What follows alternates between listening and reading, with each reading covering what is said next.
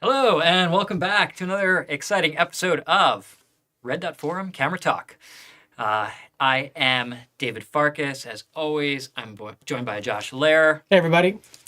Over there, we've got Jose Rivera producing the show. Hello, hello. And we've got all you joining us today. So thank you for that. We are revisiting a topic that we did previously. It's technically called round 3, but really it's the second version. We just had so many submissions the first time around that we had to break it into 2 parts. So 2 years ago, we did part 1 and part 2 of this topic. And I didn't realize it. I thought it was like, 6 months maybe, but it was July and August of 2022. So just about 2 years ago. And a lot has happened since then. A lot. It's kind of amazing to think about how much has happened since then. So needless to say, in those 2 years, I'm sure a lot of the kits that we once looked at have now changed. And for sure. As people have incorporated the latest, now what? So, we didn't say what is the topic of the show. Okay, so this is a show us your Leica kit where Josh and I react to your submissions. We did get a fair amount of submissions that we're going to do our best to get through, so this introduction is going to be shorter than usual. But basically, you get to show us what you're using, and we're going to comment and call out stuff. And we also asked for a few words to go with it. Some people did supply that, some didn't, and looking for bits of advice or feedback. So we are going to provide that. And I'll preface this by saying that despite our listing the image quality requirements before this show aired, you are going to see a mixed bag of resolutions in these images. So some of them may appear small, some of them may be fine. So consider that a warning to yourselves. If you're going to submit images to us, which we obviously are super grateful, make sure that you follow our guidelines for resolution, because we want your images and your gear to show as nicely and as awesomely as possible. We're here to show you guys off. So, yeah. Now, I think it also should be mentioned, first of all, I'm going to give a pass here, because if all your gear is in the photo, all you have left is your phone. Which is fine. I'm fine with phone pictures, but still, I don't want them super downsampled. That's one of the challenges that we encountered soliciting images for the show, is we had a lot of very low-res images. Yes. And we want to be able to zoom in. We want to show off your good stuff. So, exactly. For the next time we do this, just keep that in mind. Make sure you're sending us nice big files. We would much rather have files too big than too small. Like, seriously. Yeah. So next time, get an extra Q3. Exactly. And photograph your gear at full resolution. And send us that. 100 megabyte DNG file. Exactly. Yeah. Exactly. I'd be fine with that, actually. Honestly, I have no problem with that. I know you would. But anyway, so we have not really seen these yet. So these are going to be pretty much live reactions. I've skimmed them to make sure everything's okay, but these are going to be pretty much our live reactions to people's kits. And we will read the little, anecdotes that you provided, if there is one. If it's like 25,000 words, I'm not going to read it. I'll summarize it as best I can. Right. So why don't we get started? Well, so before we do that, one quick piece of housekeeping. Okay. So what actually got us thinking about this is the fact that our colleague Kirsten put together a wonderful article on Red Dot Forum that we have done a few times, but it had also been 3 or 4 years. It's like 3 years since we did it the previous time. So that is called the What's in Our Bag. So we used to do this go ahead. a fair amount, where the Leica Store Miami team, each of us would kind of open our camera bags to the world and show the equipment that we use to take certain kinds of photographs with a nice lay flat image that Kirsten would create. And then we would write about our experiences. So we did that quite often, and then we kind of had a break, I guess. Yeah. And now we have new gear, we have new staff. Yeah. So it's exciting. So here, Jose, if you want to flip over to the old computer there. There we go. So just so you can find it, you can either, let me go to the main page. Well, it's right there on the main page, but if you do lose that and it's not, because we have newer articles, you can scroll down and it is under Inspiration and User Reports right here. So What's in Our Camera Bags 2024 edition. And there you go. So you can see we've got Kirsten, Jose, Josh, me, Colin, Gabe, Ashlyn, Brandon. We actually don't even have the entire staff because a lot of them were traveling at the time. So This is a smattering. It's a smattering of we're the stack. actually missing 3 or 4 people in this list, And but we will shame them later. we will shame. We already have shamed them.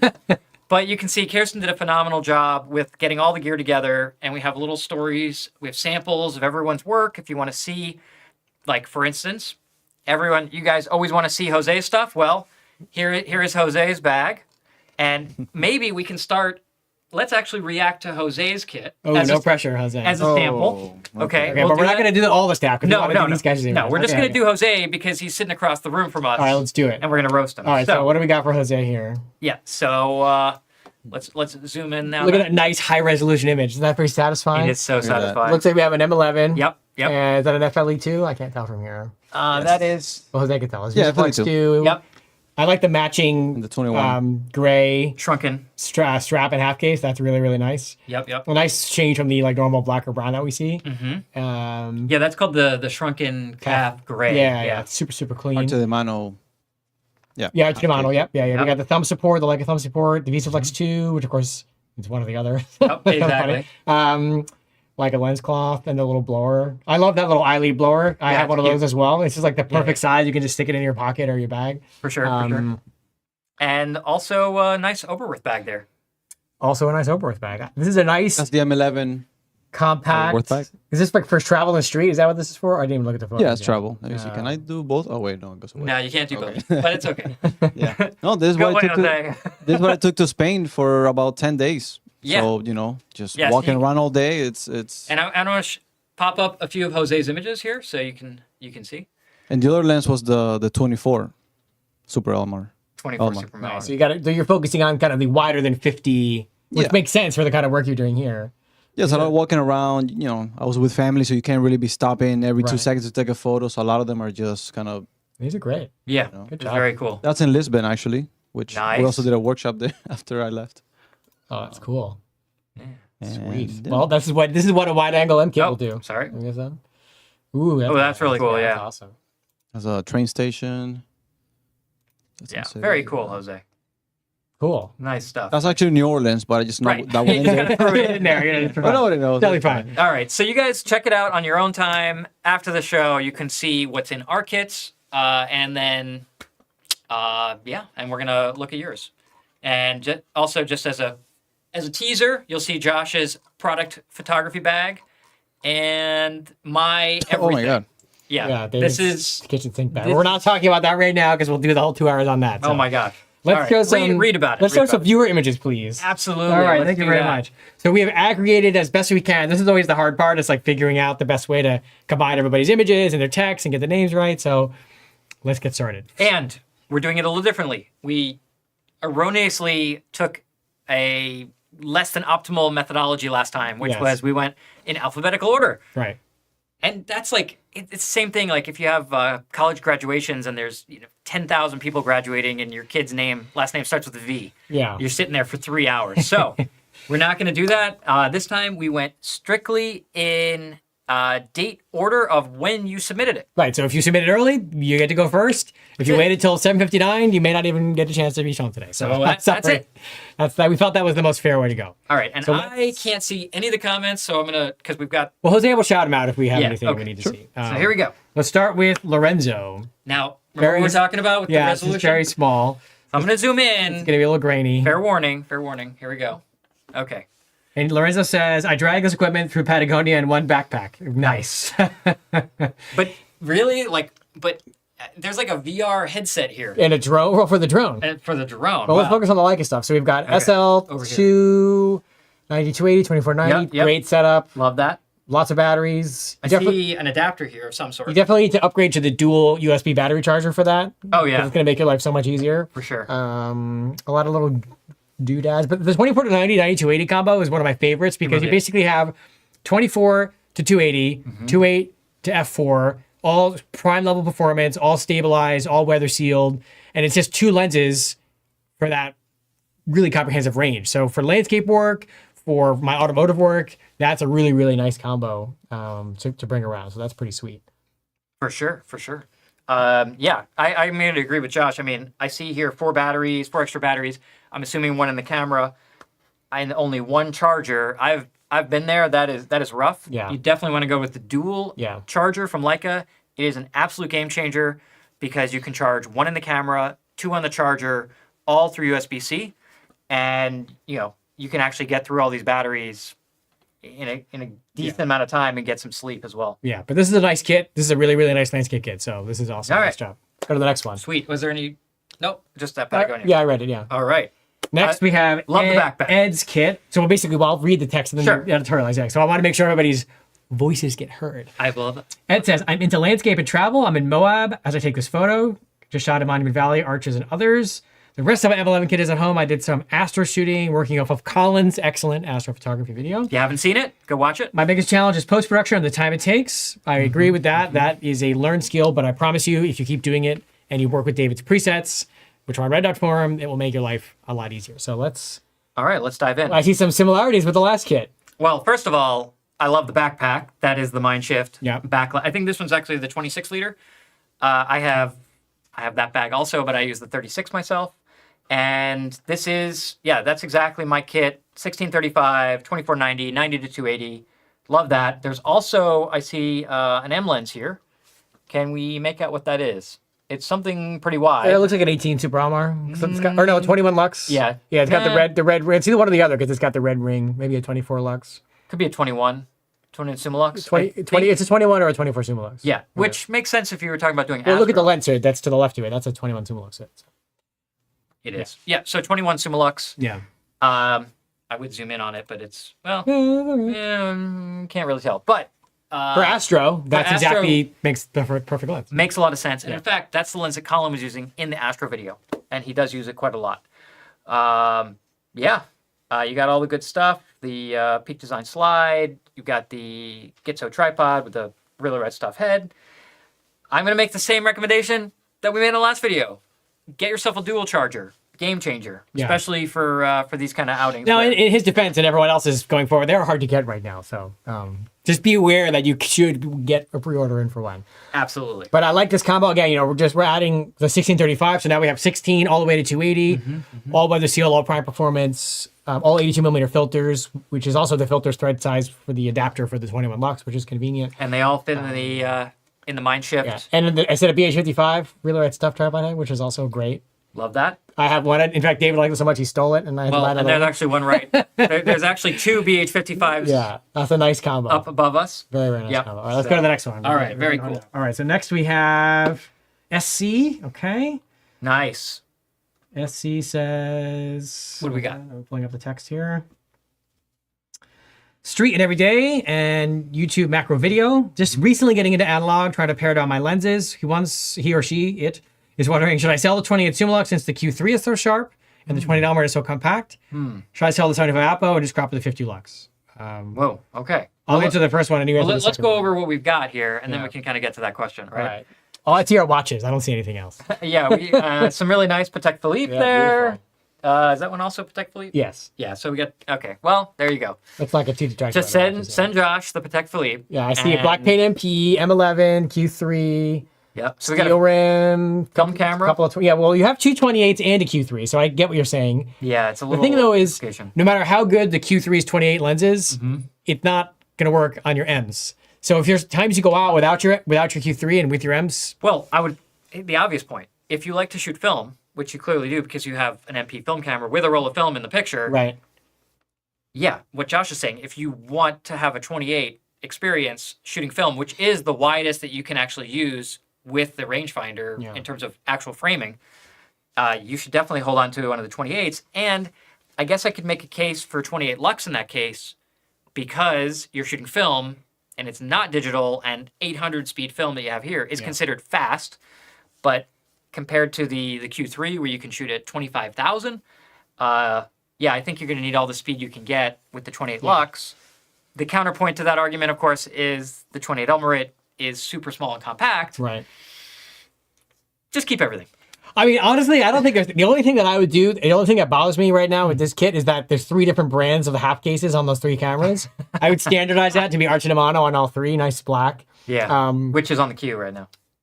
But this is a great setup. This is, I mean, you've got a nice classic lens in the steel rim, and then Yep. you've got some super modern sharp lenses. You've got one here. your 35 with the close focus. Love that lens. I mean, this is a really nice, clean setup. I don't really know if I have any like major. You may eventually want to get a 21 Super Elmar just to have something on the wide end to use on your M11, but otherwise, This is looking really good. This is really clean. And you're rocking the previous generation 50 Summilux rather than the close focus version. But if you have the close focus 35, it's probably doing you're everything fine, you yeah. need. Yeah. And there is nothing wrong with That's a great that lens. first version. And also, if you want a 50 to use on your MP and not worry about accidentally going into that close range, Yeah. so it's nice to have an analog friendly lens like that. Yeah, this is a nice kit. This is great. Let's go to the next one. Really like that. Okay, this is Mike. He says, when I switched from being a pro candid shooter, I really slimmed down the load, went from 2 or 3 bags to a small one. With my age comes wisdom. With age comes wisdom, retire and only carry what you might need. I now shoot what catches my eye. Okay. Love my Leica. So Wow. I see some green wraps. That is not. That No, is not those are factory. wrapped. Those are both wrapped in green. Right. That's a Q3 that doesn't carry. But I like that. You're making them your own. Interesting. Yeah. What else we got here? We got a deluxe. I'm looking. Q3. Got what a Peak loom, design a loom tripod. cube there. Loom cube. Peak Super is- clean, super compact. Yeah, you can do a lot with this setup. Even this little mini. You see that little mini tripod? Yeah. Dude, oh wait, I can use the mouse, right? You can use the mouse, yes. This little thing here. Because you can't see my finger pointing at the screen. Right. We do that all the time. I know. We do that. We're sorry. But yeah, this cute little mini tripod. We've got, the hand grip is nice. I'm not sure what this one is. Is that a It's like some variation of a really With- like with some a- different. It's not really right stuff. It's just a with different quick brand. release? Yeah. I don't know if you need both Yeah. grips for it, but Well, I'm liking that I see finger loops. I feel like those are one of those underappreciated accessories that don't get the love. but I am curious why there's 2 different sizes. That I do wonder about. I that. mean, maybe he got one, it wasn't the right size, and he got another one. I I don't don't know. know. It's a little weird. If you're in the chat, let us know. Yeah. But this is great. Like very compact. I like seeing that deluxe. I like seeing the Q3. I like that you made them green. You just made them yours. You got the green half case to go with it. Yeah. I think this is cool. This is a really nice clean kit. And of course, love the Peak Design leashes. Yeah. Oh, wait, you got the Peak Design tripod too, so you're going all in on Peak Yeah. Design. Yeah, I love Well, that. all you need now, I would say, the only thing you could really use here is the capture clip, which Kirsten talked about in her article, in her kit, because capture clip is really nice, especially if you want to put it on just a regular backpack. Clip it on there. You can have the Q3 hanging off, and as soon as you need it, just take it off. Because everything else is all Peak Design. Go all in. All right, let's go All right. next. Next. Next, we have Peter. He says he is the principal violinist of, I'm not going to try to pronounce that, some opera house in Italy, in Venice, which is amazing. Okay. And also, he's a photographer with a deep passion. And most importantly, Yes. a huge fan of our show. I mean, that really is the most important He thing. primarily shoots a mix of fine art, architecture, and travel. He's got the Black Pen M10R, Yep. 35 Cron, 90 Summit, uses the VisaFlex, and a Billingham M bag. Love that. I mean, the Black Pen M10R I know, so is sexy. stunning. I mean, even the buttons, everything. I know. Yeah. And I love that you have the Summit, the 90 Summit in silver. David loves that lens. You have one. I have that lens at home. Yeah. I have that exact lens, the 90 Simmer That silver. probably looks gorgeous on the silver or on the Black Pen M10R with the silver shutter buttons around, which just kind of like accents that. And I gotta say that 90 Simmer, it's so light and so quick to focus. It's a really nice. Personally, I think that's a really nice setup. 35-90. Yeah. It's probably my 2 most used focal lengths when I'm shooting M. So yeah, I am all for it. And the M10R really does excel at low light. Yeah. It actually performs roughly about the same as the M11, give or take. So, you're shooting at 12,000, 16,000 ISO, and you're going to get great results from an M10R. My one suggestion would be switch up the strap. You're using the stock strap, Yeah. which is fine, but I think a camera as special as the M10R deserves something a little bit upgraded, maybe like Archie Demano or even an Eddicam. This one looks like it's gotten Yeah, some I good like use. that though. I mean, it's made for that, but I think that's my one suggestion. Sure. And also try to find we got to get a black paint Komaru soft release to go on top of that, for sure, and a black paint Matchtech hot shoe cover as well. Seriously, these are small stuff, but it would look really, really cool in there. Those are my 2 suggestions. Otherwise, that's sweet. And then going from my own M experience, if you wanted to add something to this kit, I think you could go a couple different ways. You could add, say, a Q camera to this would be very flexible because you get a 28, you get autofocus, you get that nice fast 28 millimeter lens that you don't have right now. You could also go with, say, like a 21 Super Elmar, pairs really nicely with a 35 and 90, and you get that that perfect 21, 35, 90 range. Yeah. In a still very, very compact, going with your theme of light and quick. Yeah, that's nice. So you could also add a Visiflex if you wanted to go that way. Yeah, let's go to the next one. Next we have Carlos. This is his travel and landscape kit. He takes subsets of it depending on the trip or adventure, and he's enjoyed shooting Leica since he started assembling his kit 2 years ago. He's liking the 28 Lux, and he likes to add the 50 Apo to it, which is nice. The last thing he says is hard to leave the 75 Noctilux behind because he often finds it in his bag. I get that. I love that lens. And when he does one camera, he does one camera, one lens. He does M11 and 35 Apo or MP and 35 FLE. Wow. Cool. The mic is dangling there. Okay. Yeah, don't worry about that. So I mean, 35 Apo, 75 Noctilux is one of my favorite combos because you have ultra small, ultra sharp close focus, ultra not small, crazy magical look, and normal focusing. So they're really, really, really a nice combo. And another black paint MP, which I like seeing. Let me zoom in a little more here. Looks like you have the 24 to 70 hood on your 24 to 90. It's a nice little hack you got going on. Yeah, we do like that. I like that a lot. And 9280 and 100/400. Sweet. Okay. We did a whole show on look here right now. Yep. I also like that you have the FLE thread ring on the 21 Super Elmar to make it smaller without the hood. That's also, you got some good, like, little tricky, like, you clearly been watching the show because we've talked about all these things.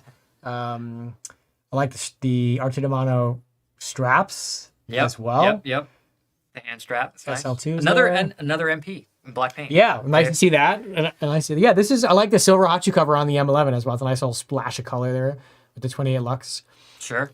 Yeah, these are great lenses. This is a nice, because I mean, 21, 35, 50, 75. These are some of my favorites right here. So I personally, 35 Apo Summicron, 50 Apo, the 21's amazing.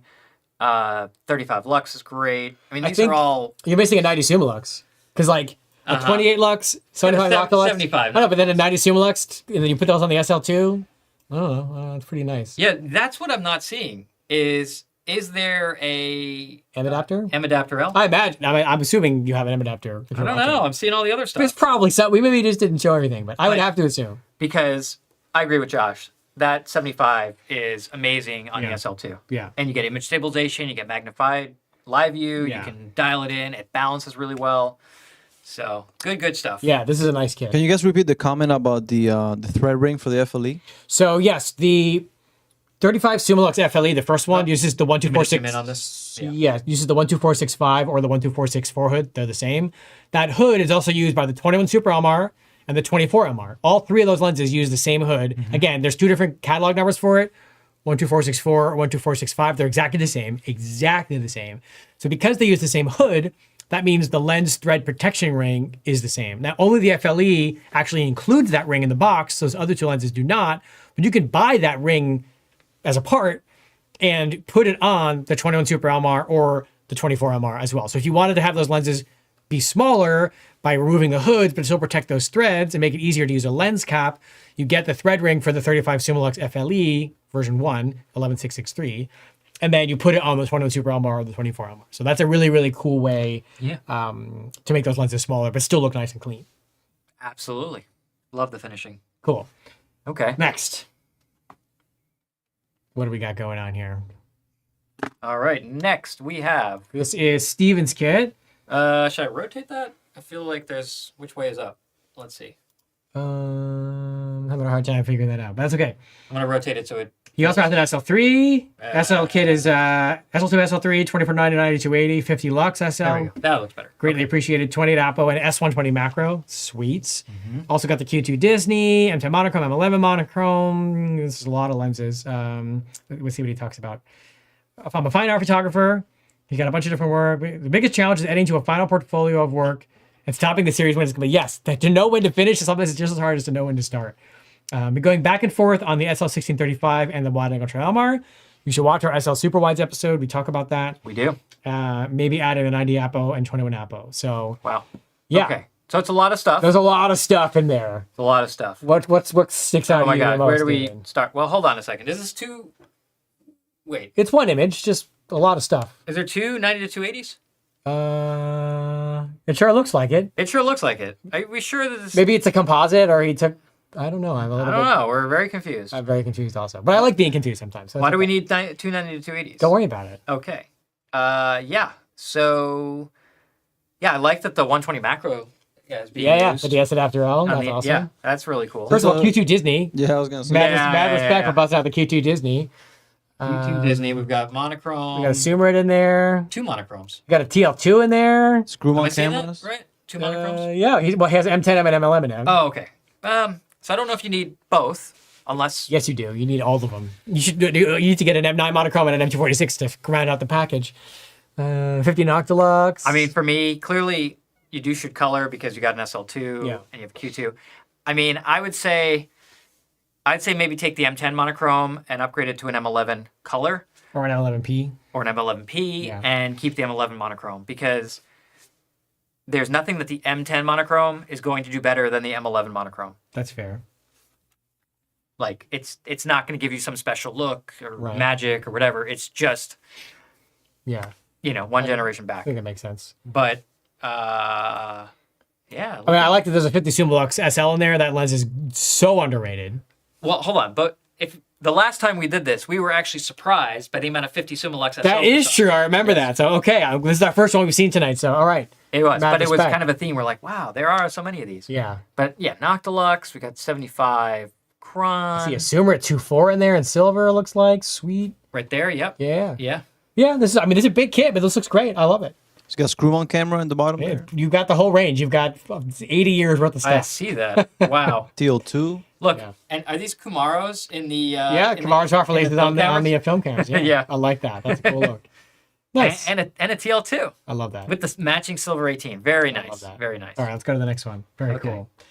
Next, we've got... A cat. There's a cat. There's a cat. They literally just said they're black cat with no comment. So, okay. Oh. That is a black cat. There it is. If Kirsten's watching, that's for you. Don't meow on air, please. We've got cat some cute little bag. We've got... I have to compliment though. Yeah. The resolution. I think I'd be good at that, but actually, you don't really... Do you think this is an M10P? That's my guess, yeah. Or an M10 monochrome, one or the other. Yeah, it has the front Yeah. button. Yeah. Then I see 35 Cron version 2 and a 51 50 full lux. black chrome Yeah. with the hood. Yep. Cool. I mean, very clean, very basic, but these are 2 great cameras and a bunch of film. And a bunch of film. Why don't people line up their memory cards like a line up film? I feel like I don't know. the memory cards are missing out. Because film, I guess, because you get different looks with film, you don't get different looks with memory cards. I guess, Wouldn't yeah. it be cool if you had different looks? Don't. All right. All right, going let's go to on. the next one. That one was pretty quick. Next, we have James. James says... Use the back. You want to turn this? My typical M setup, M11P, MP, 24, 35, 50 lux, 90 apo. Also has some vintage glass that is not shown. His focus is on travel and adventure photography and working on improving my storytelling through creating photo essays. Yeah. He needs to get better at sharing his work, don't we all? Especially this guy. As for my kit, the only thing I plan to change is expanding my vintage lens collection. Yes, seems to be the trend these days. Okay, so I see, definitely picked up some tips. One, I see the wrapping methodology here of wrapping your M strap around the lens. This is a Kirsten move, 100% right here. She talked about that previously. Also, as I mentioned, and I'm doing this as well, you see this dual USB-C charger with dual USB-C cords. That allows you to, in this case, I get these 2 M11s here? Or M11 yes, monochrome? M11.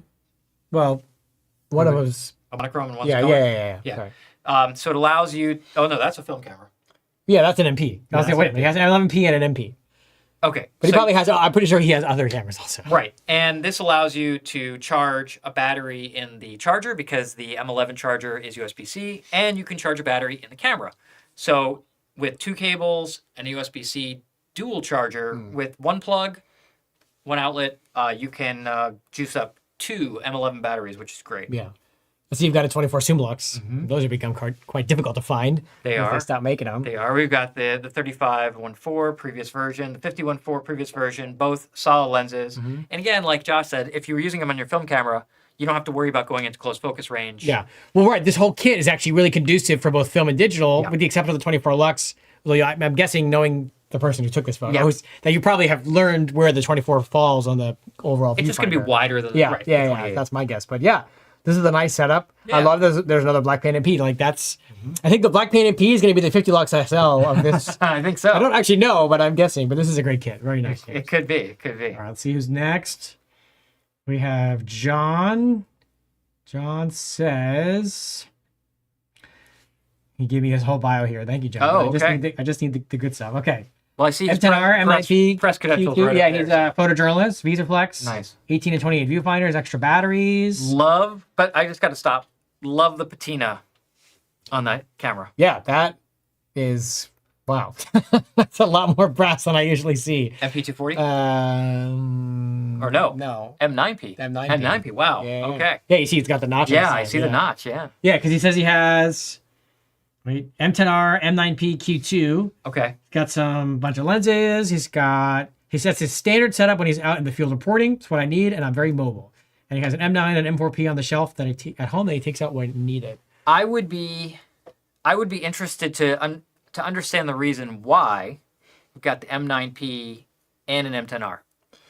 Well, the M9 family has its own kind of cult following, so maybe. But the fact that he has an M9 at home as well kind of tells me that he probably is an M9 enthusiast. It's possible. It's possible. And yet we've got very modern with the M10R and the Q2. Well, I like that though. It's a good mix. I mean, the lenses are all solid. We got a 28 Chron, 18 Super Almar. Can't get those anymore. Another classic 50 Luxospheric. Yeah. I like to see that those are still out Another there. classic 35 Luxospheric. And the gear looks like it's been used, which I like to see. Yeah. Oh, love the 18. You know that. Yeah. So I'm a big. Can everybody see? No. No, not really. There's an 18 over here. Yeah, Super 18 Almar, Super Elmar, which is one of my favorites. So yeah, looking good, and the straps are nice. Looks like Yeah, Archer D'Amato classics. Yeah. I mean, the brassing on the M9P is the best part. It really is. I love know. that. I went straight. And even the thumbs up is all brass. Like that's really, really, really cool to me. And the fact that you have a 28mm viewfinder, those are also quite rare. So that's cool to see. I'm assuming that's for your And an M9. 18mm viewfinder, which is very cool. Yeah, Actually, nice. yeah, those are hard to find. The little Yeah, the 18s? 28 finders are a lot harder to find. The 18, Yeah. the 18, the Brightline finders are these days. Yeah, they're These sort of days, uncommon, yeah. for sure. Yeah, this is a nice kit. Very professional looking. Very All right. professional. Okay, who's next? Next, we've got Randy. Randy says, "This is my Leica kit. I see that. It's a CL with 2 lenses. I thought it would cover my needs at this point. The blue case is a 10 dot, which I carry inside a khaki canvas bag. But I want to be less conspicuous. Nice. Okay. All right. When you want to become less conspicuous, I'm just going to say it right now. Don't get the silver lens. One, that silver 60 is. I love the silver. That lens is awesome. The silver That's tint. not what I was going to say. What I was going to say is take the lens hood off the 60 because the lens literally is a third less as long. Yeah. And it's so high performing, you don't need the lens shade. It's an awesome lens. We both love the 60. The 18 to 56 is going to get you most everything you need, and then that 60 serves as a 90, 2.8 with macro functionality. I absolutely love that. Love that combo. If I would make a recommendation, if you're looking, because I think TL lenses are kind of bargain basement right now. If you want to go really, really light, I love the 18mm. Just that tiny little pancake lens would be, a great complement. I like the white bags. Yeah, the receipt pouches. Yeah, for Leica Store Miami. Yeah. Those are so hard to find. Collectibles now. Yeah. This is a great setup, and I think the opportunity within the L mount sort of universe can only be to your advantage. Yeah. You could eventually get an SL2 and not have to get any new lenses and just use those lenses on an SL2 and get stabilization and all the other benefits of the SL2. So, yeah, you've got a lot of opportunity here to continue growing without having to go crazy with gear. So this is nice. Yeah. For sure. Cool. Good job. Why don't we just pause for a second? Jose, you've been keeping an eye on the conversation here. Any burning questions we have to answer? Yeah, we had one earlier. If you guys want to answer it. Sure. Yeah. All right, so it says, how long would you say the full lifespan of a digital Series M is? I have an M10P and it's brand new, just want to have an idea. Yeah. Well, Long time. the thing is, it's really about how you treat it, right? So, like anything else, there are M8s from 2005 still going strong that have been cared for and receive regular service. Frankly, the hardest part is keeping up with batteries because every 3 to 5 years, you're going to have to get at least one new battery if you want it to hold a reasonable charge. But, well, I mean, if you think about M8, that's 19 years, almost 20 years since the very, very earliest M8s. That is crazy. And again, I'm not saying that if it was never serviced and beat the heck, it would be Right. perfectly fine. But you know, if every 5 years you send it in for a CLA, you get a fresh battery, you take care of it, you treat it well. I think 20 years is not an unreasonable. Which is pretty amazing, yeah. And we're reaching this point in technology that, you know, I'd say once you get to the M10 generation, it's a very, very modern digital camera with excellent performance. And it's, you know, there's not a whole lot of reason to upgrade if you don't need anything more than that. Yeah. So it should serve you very well for many years to come. Yeah, just take care of it, and then buy batteries. If you know you're going to keep it for a really long time, buy as many batteries as you can and just Keep them away. put them away somewhere. But even that, they won't last forever. So Right. And I like Josh's methodology. I don't know if you have it on any of these, but putting a label on the battery with your service date, in-service date. yeah, I don't think these have them because they're used so much. But my batteries, I just print a label that has the date that it was entered into service on it. Cool. Very nice. Was that it, Jose? Yep, that's it. All right, next we have Thomas. Ooh, okay. That's very fancy. My kit is not the norm for Leica owner, though I've been photographing with the rangefinders and 50 Summicron since the early 80s. I started with film in an M4. Now I'm currently using an M10P and a version 550 Summicron, shown all in my Oberworth leather holster. This is very cool. It's very artsy. Very clean. Yeah. Very clean. And the photos are really nice. I need to get a silver 50 Cron version 5. Those are the 11816. Those are rare, but they are really nice. But this is for sure. not that there's not a ton I can say about it because it's very basic, but also this is a really, really great one camera, one lens setup that nowadays is also a really good entry point price wise for someone new to Leica while still getting something very modern. Yeah. Very nice. It's the essentials right there. Yeah, it's the that essentials. is the essentials right there. Nice job, Tom. And I do like the photo. It's a very nice composition. Okay. Next. You're like cutting yourself off there. You don't see it because you're. Yep. Sorry. Well, I'll just move. I can move the laptop a little bit. There you go. Yeah, there you go. Okay. Everyone wants to see your. All right. Next we have Tybalt. Tybalt says We got. started with the CL, which was great. Moved to the SL2 and the SL3. Okay. Finally, the Q2. And his ongoing project is to learn how to use a Leica 3F that his grandfather was photographing with. I see it's in there on the top right. Nice. See, we got the Q2 Ghost. I see that, which I love. I love that. That's cool. Don't see those too often. No. And then we've got some nice TL lenses. There's the 18 in silver. I'm pointing. Like There it you is. can see. Yes. This is the 18 millimeter in silver we talked about. The 11 to 23 is actually also an underrated lens, as is the 55 135. Yeah. If you've ever watched and you ever see our top down cameras, our close up cameras, actually we're using the 55 to 135. We have two of them right above us on SL2S. The only thing you're missing though, zoom out, is I would get a 90 to 280 to go when you want it because you have 24 to 90, 16 35.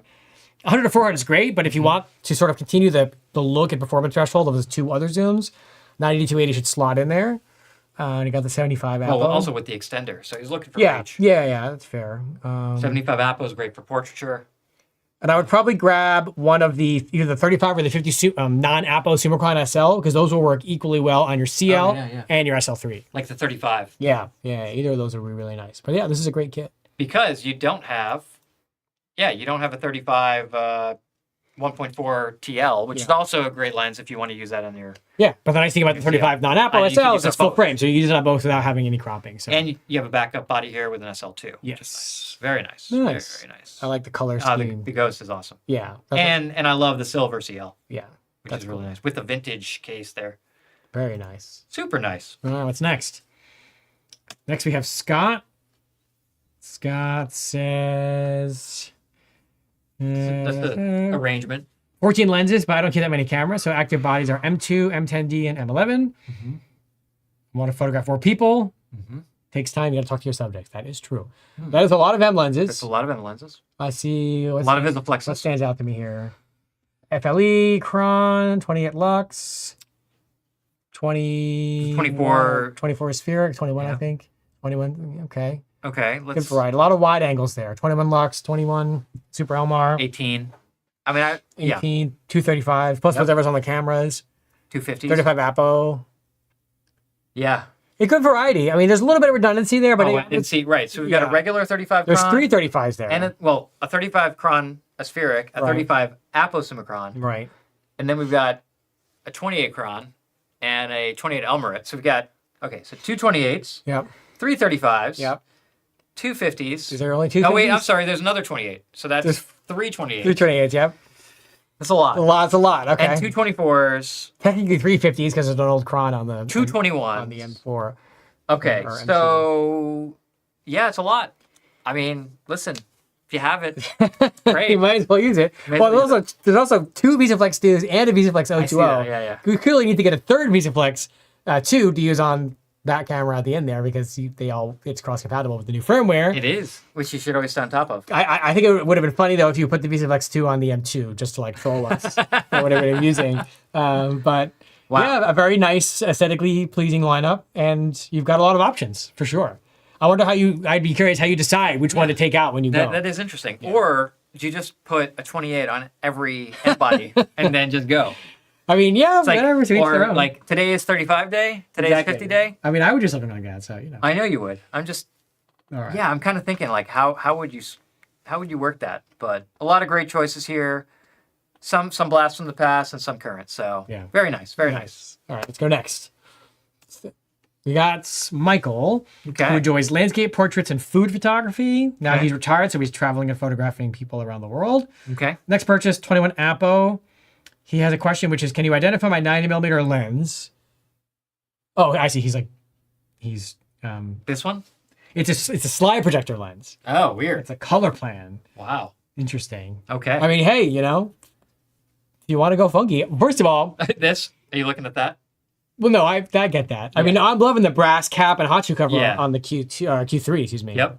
And we got an SL3. My guess is it's probably a brass lens shade underneath that. Yeah. No, they don't, because that's only the big one. They don't make the little one in brass. Oh, they don't? No. Oh.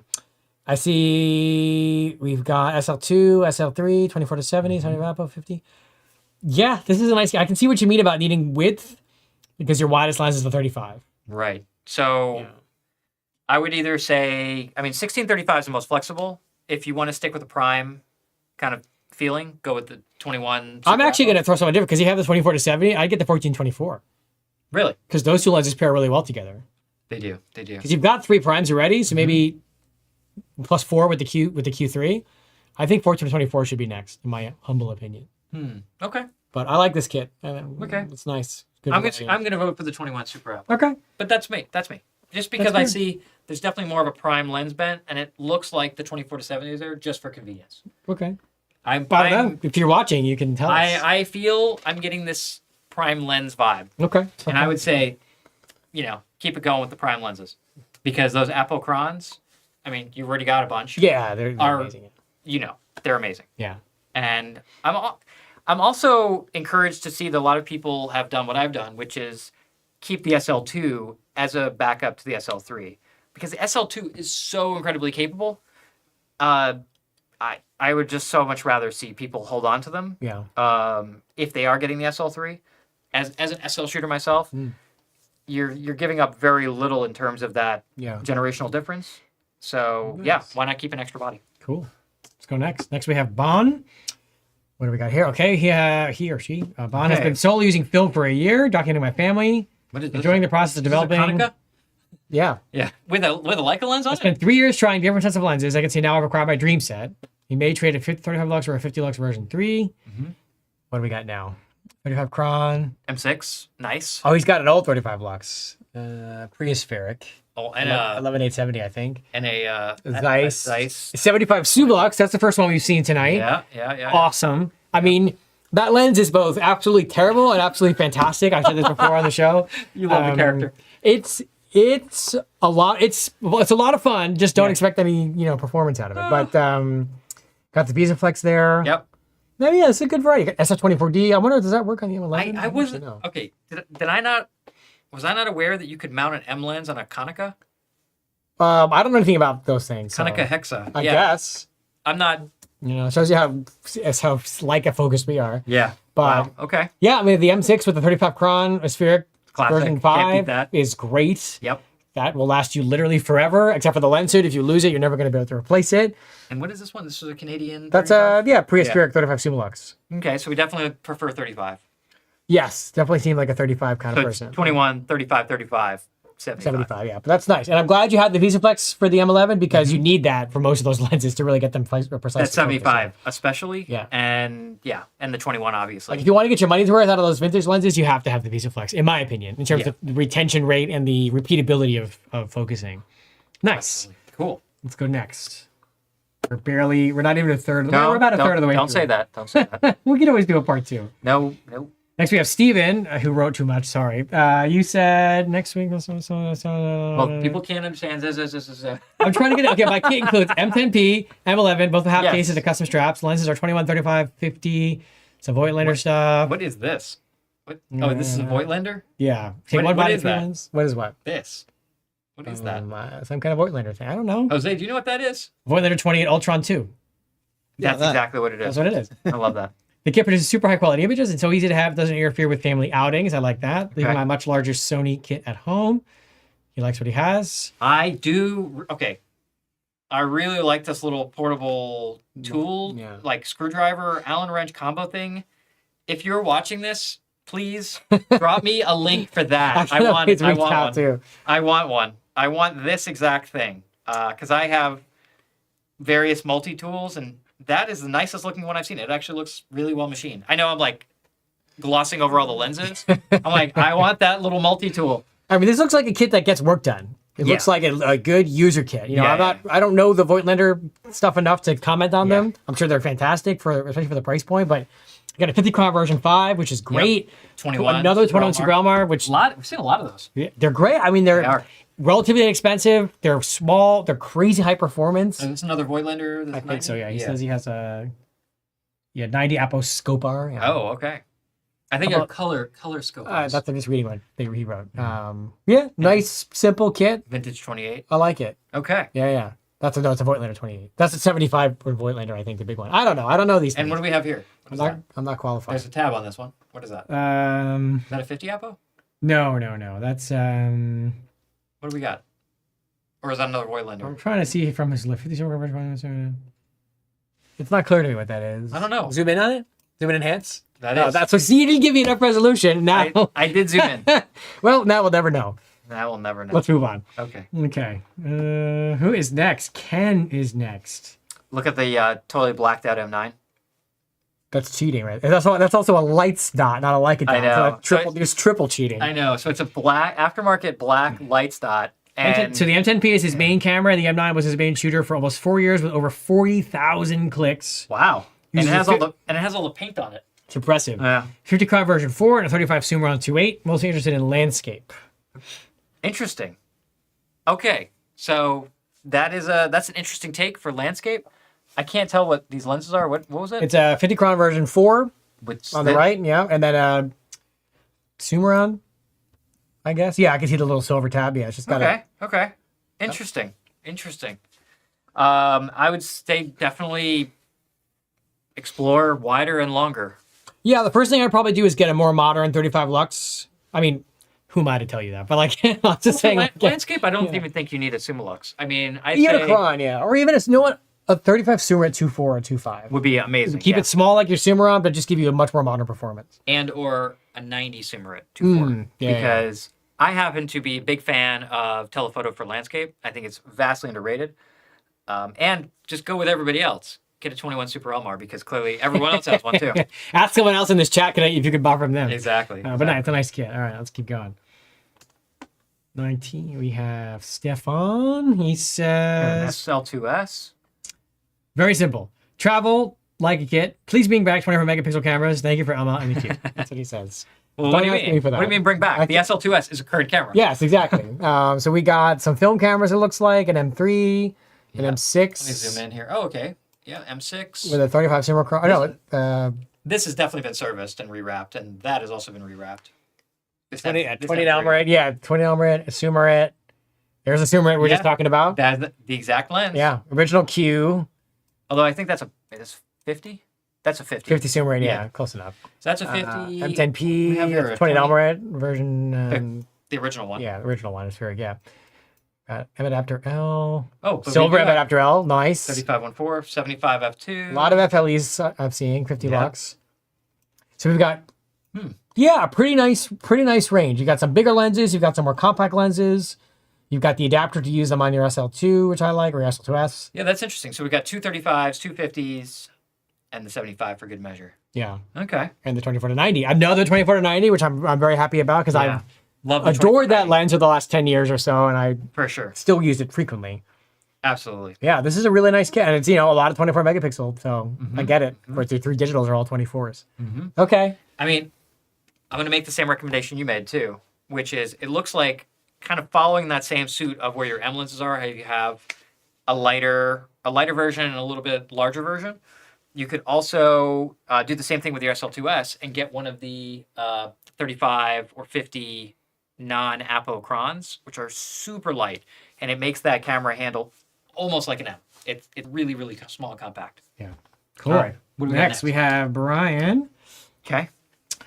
Brian says, Back in M10 black. monochrome, 20 lux, 50 Apo, 90 macro, which is up on the top right there. Also, the resolution is appreciated. Thank you. Looking to do some countryside, biased lifestyle, and narrative photography once summer arrives in the UK. He also has a 50 Noctilux in for service right now. They're great lenses. I mean, 28, 50, 90, and the choice of lenses, This this is is really good. one of my favorite kits so far, as Yeah. crazy as they may sound, just in terms of efficiency. Yes. Because So what you've efficient. done is you've got the best of each, but you haven't gone purely for fast aperture. Because Right. when you want to go low light like a Magic, you've got your 28 lux. Exactly. When you want to go ultra high performance mid range, you got your 50 Apo. Yep. When you want to go either super sharp 90 for any kind of telephoto work or macro, Right, you've got, and you got the macro. 90 adapter. macro. Yeah. Is there a VisaFlex? I don't see one.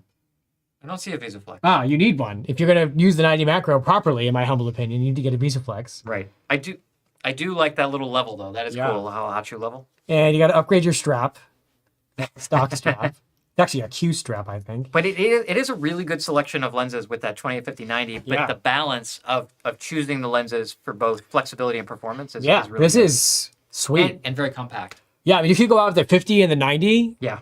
with the macro adapter and have a really comprehensive kit, I would probably say to get maybe a 28 Almaret if you like the 28 focal length enough. Because the 28 Almaret version 2 without the hood on it especially would Really fit tiny. kind of perfectly. It's also E39. Yeah. And you could have a 3-lens kit, 28, 50, 90 that would fit in a really small bag that would be great to carry around. With the same filter. Yeah. Which, Yeah. because I don't see, using a monochrome camera here, but I don't see any color filters. Yeah, I mean, they may not be pictured, but... Right. But that, again, if you can go all E39, that would make color filters a lot easier because a little Yeah. 39 millimeter orange filter would be Yeah. perfect. Nice. Yeah, very nice. All right, next we have Will. We're doing good. We're Ooh, crushing it. another ghost. Okay, Will says SL2S, 50 Apo, 90 Apo, Q2 Ghost, TL Love with that 18. ghost. Love the ghost. He's a portrait photographer who loves traveling with his wife, and she has a Q2 and a CL. Ooh, we got some resolution. All right. Well, Sort of. Sort of. I'll take it. Yeah. Too much resolution. Well, the middle's good. The Yeah, middle's good, okay. Very nice. There's that 18 I was talking Look at about. that red half case on there. So nice. Arte de Mano. Yeah, we love our Arte de Mano half cases. Zoom out. Really nice. And the Apos. Mm-hmm. SF60 is a little overkill on the Q2, It is, but I a do little like much, it. a little much, a little It does work. I may add the hand grip to that to balance it out a little bit. But yeah, this is. I wonder if you ever put the What 18 on your happened- S2S. What happened here? Somebody sneezed and blacked out the Leica dot by accident. What is that? Black Is it tape? actually cut out in I think it's in just a circle? a piece of tape cut out black. I don't know. Okay. Whatever works. Whatever works. Um, And obviously, a nice little peak design strap that's not pictured. You got to get a wide angle, maybe a 21 Apple 28, SL. 28. Well, he already has a 28. Well, he has two 28s there, technically. That's true. Yeah. So I think a 21 Apple SL should be next. Yeah. Okay. But it's a nice kit, though. Yeah. Cool. Who's next? Next we have Jim. Jim, you did not send us enough resolution, and you didn't give me. That is the native resolution. Jim, you're killing me right now. Why is that? I wanna make you look good, and you're making it very hard for me. You know what? I don't even You think. know what? I'm gonna leave it up just like this. All right, I think we're gonna move on because I can't even tell what's in there, and you didn't write it for me. So I'm sorry, Jim. It's a little low, but I could kind of. Kinda see? Yeah, I see a 100, 400. Okay. That's in. I think that's an SL2S, unless it has tape. No, it's an SL2S and an SL2, 1635. So no 24 to 90. That's interesting. There's a Q3. So 100, 400, and 1635, but no middle range zoom. And then I see two Canon tilt shift lenses. Says hi, Josh. Hi, David. He wrote that. Yeah, no, he wrote it on the. You wrote it. See you there. Hi, Josh. Hi, David. Oh, wait, it's labeled 17. I'm like, oh my god, I'm so blind. A 17 TSE and a 24 TSE. So actually, I have seen the 17 TSE utilized very well on the SL2, and it even works in multi-shot mode, which is pretty cool. Yeah. So if you're shooting architecture, that actually is a really solid option. No, it's not a Leica lens, but it's a pretty good Canon lens. Okay. Let's go to the next And one. what is this, 10 to 18? Sigma, I'm guessing. So that's interesting. So 1635, 10 to 18. I'm just going to go on a limb here, seeing 2 ultra-wide zooms Right. and 2 tilt-shift lenses. Yep. You shoot architecture, right? Yeah. I'm just going to guess. That's a good guess, I would say. I don't know what the 100-400 is for. It's a little out there. Buildings that are really, really far away. I Really, think. really Yeah, far yeah, away. Exactly. But otherwise, I'm seeing architecture kit. Yeah. And listen, if you're an architecture photographer, shoot high resolution. Come on. Yeah, What are you doing? What are you doing? What are you doing? Let's go next. Next, we have Fran. I use my Q3 and my Q2 monochrome for street work and the SL3 mostly for portraits and architectural. Nice. I think about trading in a few, including my 24 to 70 to get a 24 to 90. He's rented it and it's so sweet. I would agree. I agree. With that. Q2 monochrome, Q3. What's he got? Some Interesting. nice. Look, 55, 135, 11 to 23. 2 of my favorite lenses. Using them on the SL2. With some Sigma- SL3 now. With some Sigma glass. So SL3. on the SL3 in APS crop mode, you're getting 26 megapixel now, which is fine. We've been used to 24 for years. Ask the guy who was begging for more 24. So exactly. yeah, I mean you've got a good range here. let me see if I think you need to add more SL. You need to add some SL primes Yeah. to really get the most out of that SL3. We gotta move some of these. I don't even know what those are. Those are Sigmas. Sigmas. Nothing wrong with Sigma, but I think if you want, Although, listen, I'm gonna call it like on this one. Ready? yeah, What do I see here? a macro, a 1-to-1 macro. I see a 105/28 macro. Yeah, I come on. I can't tell you to get the Leica version because there isn't one. You know. Yeah. So Yeah, I think you need to get.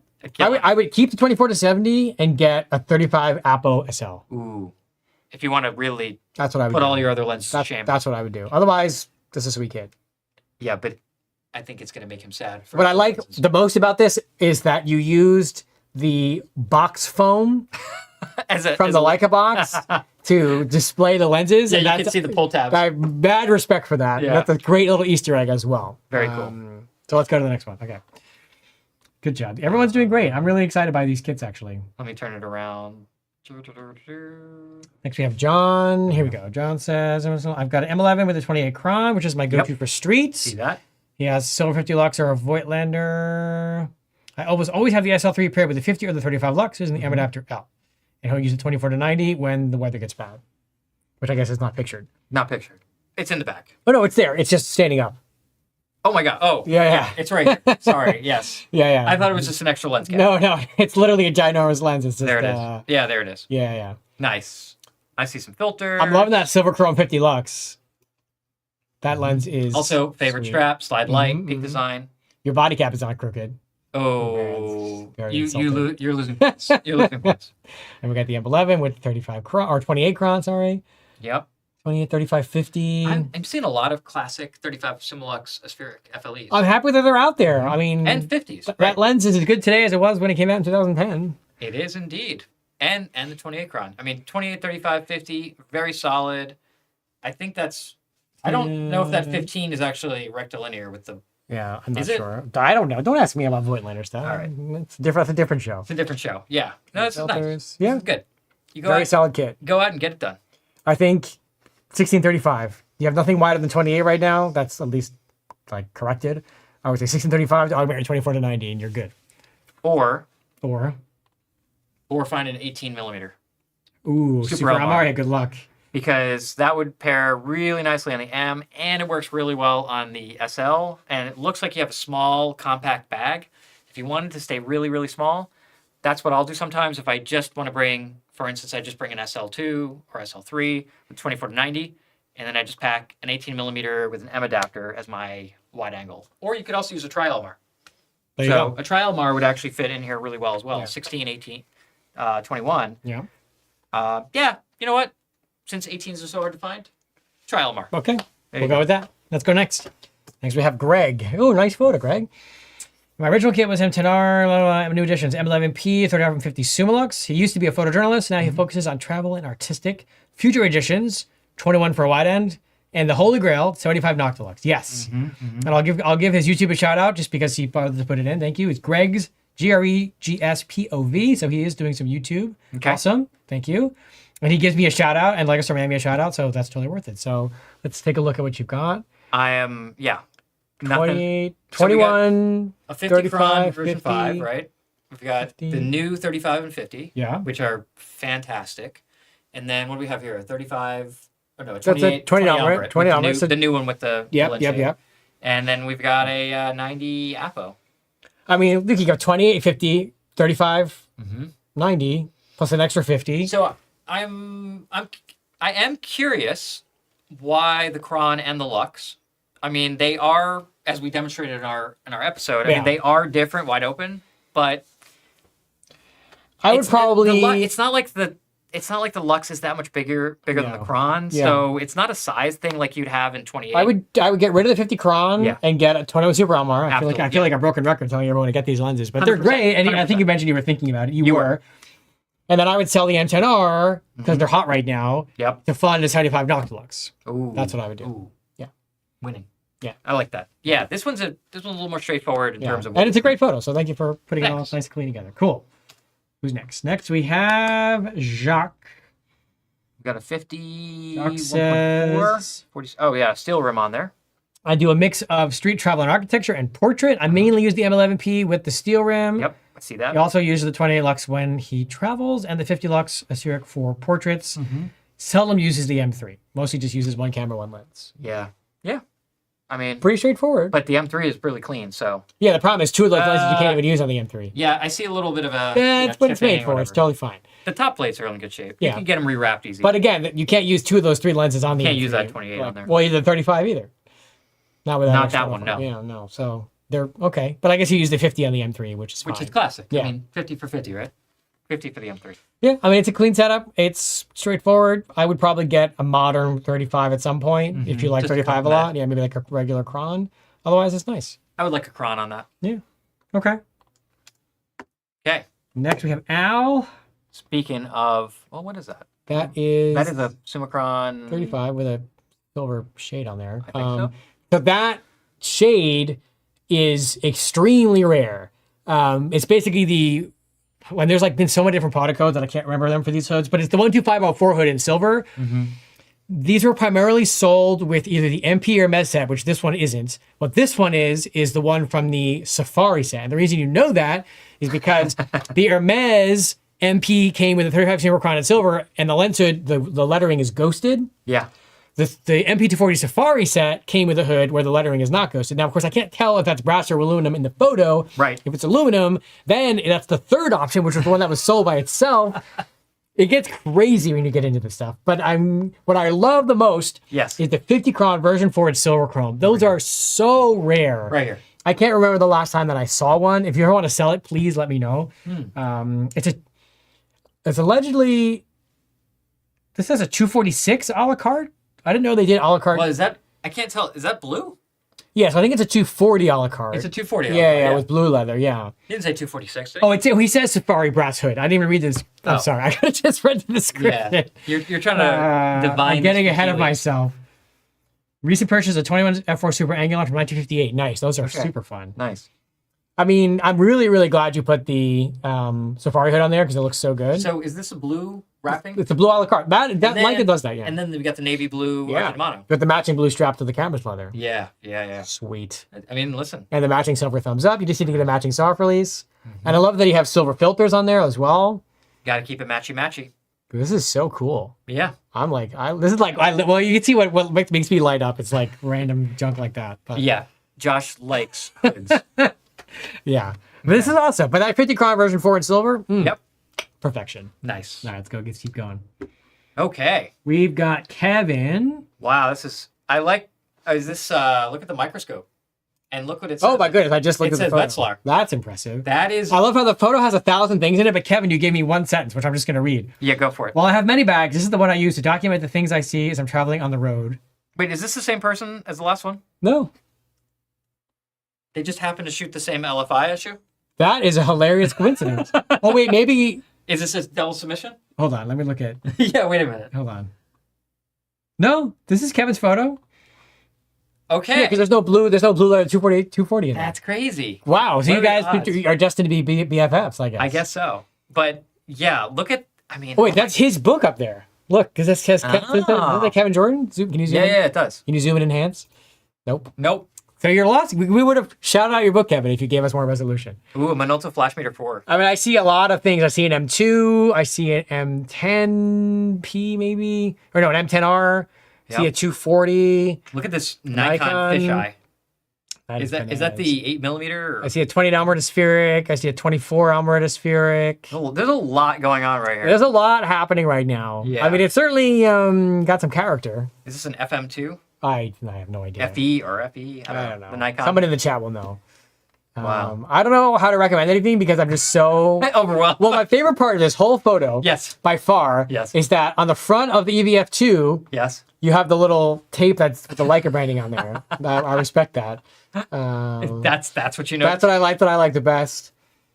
For me, I mean, it's actually this Wetzlar Yeah. microscope That's in really cool. brass. So that's actually the latest version of the LFI.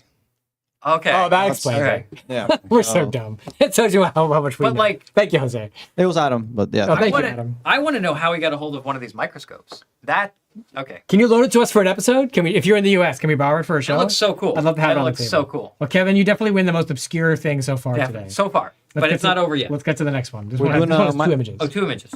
We're doing a microscope episode? Yes. Yes. Oh, okay. Perfect. Wait, is this also his? This is no. These are no. This one and the next one are both Ted's. Oh, okay. Okay. So let's just kind of maybe show them both real quick so we can make sure. Okay, so there's two different kits there. Okay, got it. Oh, we got an M and we've got. So an M11P, I'll read what he wrote. It's short. M11P kit for light travel and street. 35 APO for workhorse, 90 APO for portraits, 21 Super Almar for wide and group, 35 lux for low light. And then the landscape kit is 14 all the way to 280 with the SL3 and the Q3. That's the landscape kit. But let's look at M stuff first. Yeah. So Love it. I love everything about I love the this. labels. Mad respect for the labels. First of all, it makes our job a lot easier. Thank you. I think everyone should be forced to label their gear for us in the future. Yes. I happen to, first of all, I love equally the 35 Apo and the 35 Summilux. And I can also see a reason to have both because they are very different looks and, kind of different performance envelopes. 21 is a theme. I mean, looks like everyone's got a 21. Well, everyone either has it or needs it so far. So far. That's what I've noticed. And 9DF2 is fine. I've got no problem with that. Although, if you can find one, a 75 Apo, I think would be a little bit smaller and it pairs really nice with the 35. I would agree with that. But that's it. That's like all I would change. Yeah. This is great. And look at the landscape kit. And yeah, now you're talking my language. Yeah. This is Look, like, our first dual charger. yeah. First of all, I've seen that hat in person, and I've seen all this gear in person because I know We know who it is. We know Ted. Right, I know Ted very well. And look at a little Easter egg here. By the way, thank you for the resolution, Ted. Look at this. Arc ahead. Nope. No? That's a Colorado. Oh, is that a Colorado head? Aspen. That's the rarest thing we've Yes. seen all night. This is an Aspen ball head that he actually ordered and got and received, which is insane. Wow. He gave up on the tripod, which is why he has a really rich tough one. But he actually, when I saw this, how did you get that? Yeah, there's probably 5 of them in the world. I have one because it's a prototype. Yeah. And there must be 10 of these things That's worldwide. so funny. And then a Q3, 1424. I mean, the full SL zoom range, which I've been preaching all night. Yep. SL3. Fantastic. Yeah. Passport. Gotta have that. Fantastic. David's favorite filter holder. The Nest Mini. Oh, The iLead. Another so wrench. Ted followed all my instructions. So this is the same little wrench set that I have. And this is the same iLead blower bulb. And we're using the same breakthrough photography filters. Awesome. And he even has the same, this is actually a battery pack with a fold-out solar charger. I must have shared a link with you because that's exactly the same one I have. Nice. And the dual charger, which is fantastic. So this is solid. And more kit. labels. And more labels. I love it. Where? On the lenses. Oh, yeah. Yeah. So This solid, is great. solid kit, Mindshift backpack. This is like This is everything. This is like the dream landscape kit. Yes. I mean, Yes. it's everything you could ever want. Maybe you just need a 21 Summilux for Astro. Well, see, that's the interesting thing. So I will share. I found the 14 to 24 to be pretty good for Astro because it's 2.8 all the way through. Okay. And you don't need to filter it. So the reason to have the 1635 and the 14 to 24, as I have found, is the 1635 is standard ED2. You can put on a circular polarizer, you can put on ND filters, and it works with everything with no special adapter. The 14 to 24, because it's so wide and has a bulbous front element, you can't filter the front of the lens. So I find that it's only going to be useful in cases where you don't need filtration. So you're not using ND, for instance, like for astrophotography, where the 1635 is 3.5 to 4.5, and this is 1424, 2.8 all the way through. So it actually works really well for shooting Northern Lights and Milky Way and stuff like that. So Nice. evidence. I'm jealous of this kit. Good job. Let's Good go job, next. Ted. Good job. Next, we also have 2 images for the next kit. This Okay. is Antonio. How are we doing number-wise? I'm not even... We are number 30 Oh my gosh. of 57. So we're a little more than halfway through, and Let's it's take a- 9:12 p.m. Quick, short... Oh, I'm describing the lens that's right in front of me. I love that. Okay. Jose, Yes. Hey, Let's just take- I feel so weird. I can finally stretch now. This is great. let's take a breather. Okay, so I'm also looking ahead instead of like staring Yeah. at the screen. Yeah, it's not like we don't want to look at you. It's just that I need a little the neck good stuff, stretch. the good Okay, stuff is over there. so this is our little 7th inning stretch. How are we doing with comments, questions? Anyone have any feedback that would like to share? A couple of questions. Fire away. Hello from Australia. Is Hi. there much difference between the M10 monochrome and the M11 monochrome, please? Yes, we have an entire show about it. So there's more than I can talk about right now. But in short, I think it's easy to forget that before we had to ask that question, we had to ask the difference between the M10 and the M11, really the M10R and the M11. Yeah. So if you only focus on M10 monochrome versus M11 monochrome, you're probably going to miss some of the features that people just already know about that the M11 got. So the first thing I would do is read M11 articles to understand the big changes in the M11.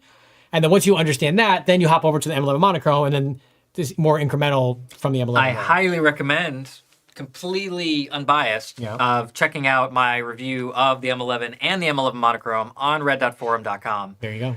I spend a lot of detail going over all of the changes one by one between the generations of camera and discussing the different performance optimizations and things like that. And of course, just gobs and gobs of sample images. So Yeah. that I think would be a great place to start for you. All right. Who's next? All right. How many years does it take to develop brassing on a modern black paint MP? How much time you got? I mean, that just depends on how you use it. You could brass the heck out of it in a year. Yeah. I've seen cameras used for 5 years with almost no brassing. So if you want to really brass it a lot, you got to shoot it a lot. Don't use a half case. Don't try to brass it artificially. Go to the Lights auction website and look at old black paint cameras and see where they get brass. Start to see that they wear In the, like where thumb the goes, wear is, where your forefinger the is. wear of the wear is in the same place. That's where you have to be sort of mindful as to how you're using the camera. So there's no rules here, but the more you use it, the more you carry it, the more it will brass. I mean, I actually knew a photographer who would, I don't know if you want to call it artificially brassing. Don't do that. He would do accelerated brassing Don't do that. That's lame. by banging stuff No, together no, in a no, camera no. bag. Don't do that. I agree with Josh. Use it and get real, earn your patina. Exactly. Earn your patina. Exactly. I would say. What else, Jose? Somebody just said no kits with the 135mm lenses. There was Why? one. But There was one. Yeah, I don't know if we talked, and we can't talk about every single thing, but yeah, there's at least one. But that's a lens that, number one is tricky to use, so you do have to master it. And number two, you have to really need that reach. Performance-wise, that lens is fantastic. It is. It's an Apple lens. It's quite light. It's an only E49 filter thread. There's a lot of air in there before the first element. Yeah. So. So yeah, I mean, it's just a lens that's very specific. So that's why. Same thing with the Noctilux. We haven't seen a lot of Noctiluxes either. But interestingly, you know what I haven't seen? I don't know why we don't see more of this. The 135 with an M adapter L would be fantastic for an SL shooter as a compact telephoto. True. Because let's say the same way I just mentioned that I would travel with a 24 to 90 and carry an 18mm Super LMR with an M adapter, I could see the same thing. If someone needed more reach past 90, that 135 is going to be the smallest, lightest, full frame, high performing Apo telephoto that you can get Plus, for travel. if on the SL3, you can put it in APS-C mode and make it a 200 at 26 megapixels. Exactly. Which is pretty versatile as well. With image stabilization. Yeah, so food for thought. I don't know why we never talked about that. Well, we just did. Okay. There we go. What's next, Jose? That's it for now.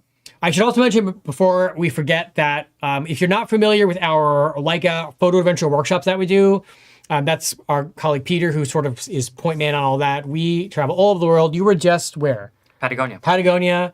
Jose, where were you recently? Somewhere. New Orleans was the most recent New one, Orleans. and then Scotland. And normally these workshops sell out like crazy, but Peter has been adding more to the schedule to try to make them more accessible for people who actually can't sign up the second it gets posted. So we have a couple of spots open for a few. So if you can pull that up for me, David, that would be swell. We could see what we have. We're just pulling up the website. Destination. I'll just click on that. So we've got spots open. We have one spot for Greenland. You can pull this up. We have 3 spots for Mexico. We have, go scroll down. Well, I'm going to let this percolate for a second. Okay, we're percolating. And we've got 5 spots for Iceland. So that's a great opportunity. Iceland in October. And 3 spots for Bhutan. Okay, so we've got a couple of different workshops that are open. So if you're thinking about your next photo adventure, if you're thinking about where you're going to take your kit that you just assembled to show us, any of these could be really, really cool. And, you'll get to hang out with David or Peter or Colin or Jose, depending on, or Kirsten. We sort of rotate who goes on these trips. And obviously the photography that I've seen people do on these workshops is insane. So if you want to make some magic, go on a photo adventure. All right. Let's get back to it. Yeah. Next. We have to go back to Antonio here. Okay. Go. All right. And there it is. We're always doing, was that bigger or am I just imagining things? No, I guess that's No, what we're this was doing. it. Yeah, it felt really different. Yeah. Okay. All right. He didn't give us much to go off of. Okay. He's thinking about buying an SL2. There's a lot of flashes here. Yeah. Like a lot. There's more flashes than lenses. There is. That's wow. Not exactly, but What is happening right now? some people like to travel light. No. Well, okay, so really it's just 2 flashes. Well, we have the SF60 with the SFC1, the Commander module, and then we have the same in ProPhoto. So, great, cool. Yeah, if you want to get an SL2, I think it'd be a great way to use your existing lenses. Well, I see a CL kit, right? Yeah, and then the Q2. Yeah, SL2 would take the same batteries in Q2. I happen to love the 18 and 35 Summilux TL. What's the other photo? combo. I think it's just the same stuff in a different angle. It may help us. The next photo. Yeah, that's different better. angle. Yeah, I mean, I think maybe I'm just looking at your. I don't know what I would get rid of anything here, but definitely I think an SL2, maybe eventually like a 24-70 to have a zoom, full frame zoom lens. But Yeah. that's pretty much my only thought on this. And definitely, maybe more flashes. Yeah, I do like that I'm seeing silver TL lenses. Yes. I feel like those are Well, it's a silver CL. Yeah, I That's know. really nice I feel like just people just didn't love those the way they should have. That's all. I love them. All right, let's go to the next one. Fine. Here we go. Ooh. Next we have Ali. I'm sorry if I Is messed it up. that a gear drawer? It looks like That's it. very cool. I want M10R Q2 monochrome, FLE1, Bessa R2. 28 Almaret, another 28 Almaret, Portlander, and a Bessa R2A. Shoot Yeah. street and travel, so light kit is important. Looking to upgrade to a film M, maybe an M4P because I'm Canadian. Okay. Wait, Respect what? that. Okay, well, They made them in yeah, Canada. yeah, They of made course. most of them in Canada. They made a lot of things in Canada. Yeah, so that's Q2 monochrome, M10R. Another classic 35 Lux. I love that. Another 20 Almaret spheric. Interesting. I mean, I think an M film body is, that would suit your equipment pretty well. And a 50. We have a 50. Well, he's got. You should get a 50 Summicron version 3 Canadian. Well, he's got this 50. No, get a Canadian 50 Summicron Oh, there version you 3. go. That's Yeah. what I'm saying. Okay. Yeah. That would really be right on brand. Yeah. So Canadian M4P. Nice. With a Canadian Summicron version 3. Yeah. Perfect. If you want to do the whole, the full on Canadian flag stuff. Yeah. That's cool. I mean, technically, couldn't you also do like a 28.28 original? Version 3 was a manual Yeah. design made in Canada. That would also work. Or you could just do a 50 version 5. No. Version 5 is made in Germany. Yeah, but it was Mandler. I know, but I'm saying if you want to have Technically, it was made in Canada. I know. So, okay. Anyway, a nice kit. I like it. Or 50 F1. Oh, that's extreme, but okay. I mean, not for Phil. All right, let's go next. Could be. Next we have Rob. That is a pool table. A large amount of things.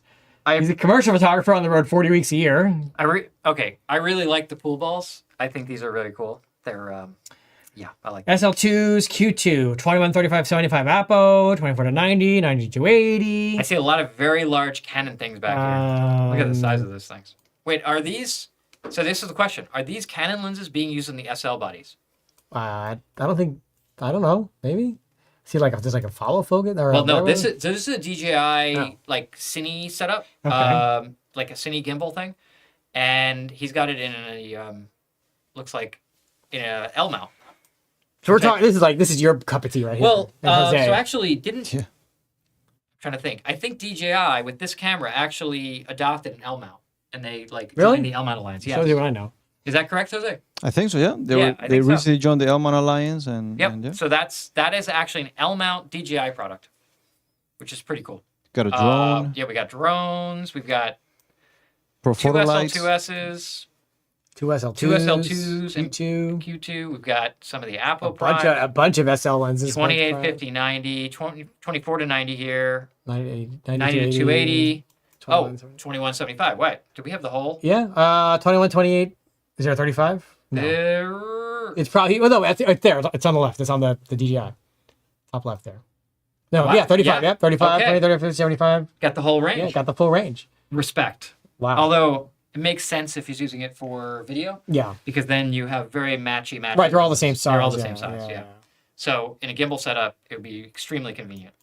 But I still am curious if this monster Canon glass is actually being used on those SLs. Well, I don't know if Rob is in the chat, but he is. He says, yes, 200 and 600 used with L-mount Sigma adapters. Wow. Yes, Cine camera with the Super rods. Thank you, Rob. Wow. Oh yeah, this is actually the back of it. So this is just the kind of the gimbal head of that camera, and this is the back side of it. Yeah. Like the brain.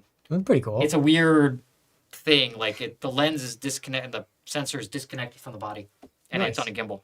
Okay, that's an impressive kit, and I like the photo too. Very The cool. photos. Listen, Yeah. I think you're winning for the photo setup. Yeah, that's It's really cool. really really nice. All right, let's keep going. We gotta keep making progress here. We have Luis's next. He says, very worldly. Let me see the photo. Oh, okay. Here we This go. is cool. Is that another black paint MP? Yeah, I think so. Yep. It's an M10R. No, on the left there. Oh, sorry. Yeah. That's a black paint MP. Which normally now using my with a What? yeah. Is that the? I can't. yeah, it's a Kamara around Yeah, there. yeah, black paint tomorrow. Nowadays, mostly using my Leica setup to document everyday life, family, and friends. I miss 35 Lux, but I love the version 4 35 Crown, which is what's on the MP.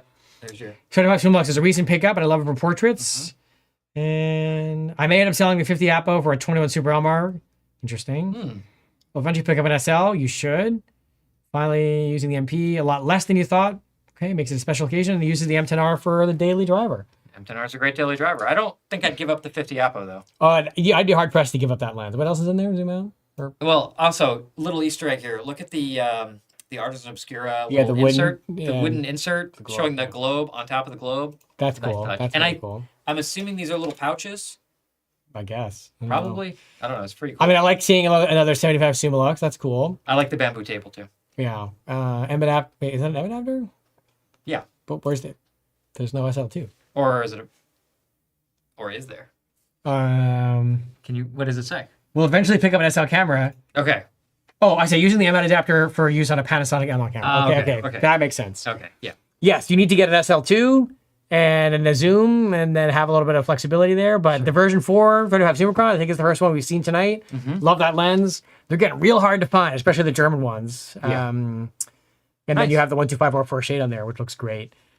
Yeah, this is a great kit. Another black paint MP. I'm amazed. I thought these things were hard to get. I would maybe suggest upgrading, unless you want GPS functionality. You could upgrade the VisiFlex. Yeah, it's the VisiFlex 2. That's true. It's just smaller and looks nicer. Yeah. And then if you ever get an M11, that way it'll work perfectly on there. Yeah. Nice. Okay. Okay, we're doing good. Number 34. This is a lot of olive green right here. Yes, I think he said, I had the complete reporter family Wow. and a film MP with custom vinyl film. The Voigtlander. Travel, documentary, and architecture photography. Very cool. Love the Pellies. Yeah, that is, This is they're very green. wow. It's a lot. I mean, yeah, we've got nice resolution. XL2S reporter, M10P reporter. Look at Is there a Q2 reporter in there? Yep, Q2 reporter right up there, there. yep, And then right he has there. a custom wrap on his MP to make it green as well, I see that. which is cool. So is it a wrap or a dip? It's a wrap. Interesting. Yeah, he says pretty well- custom vinyl film. Yeah. Pretty- It looks good. Yeah, it looks really good. That's actually surprising. Yeah. I see a Sumerit sneaking around back there. 28 Cron. Something that's not a Leica lens. Yep. I like the gray filter on the 50 lux. That's a cool contrast, and it goes with the camera. Yeah, look at that. Yeah, that's cool.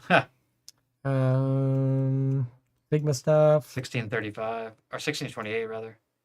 Yeah, I don't know anything about these. I don't know. lenses. That's a 35 f2. It looks like Some kind of something. some kind of something. But I like the Safari run. That's cool. You just Yeah. need a Q2 monochrome reporter and an M10P Safari and then an MP Safari or an MP240 Safari and an MP Olive. Yeah. And then an M1, M2, M3, and M4 Safari Olive cameras. And then you're good.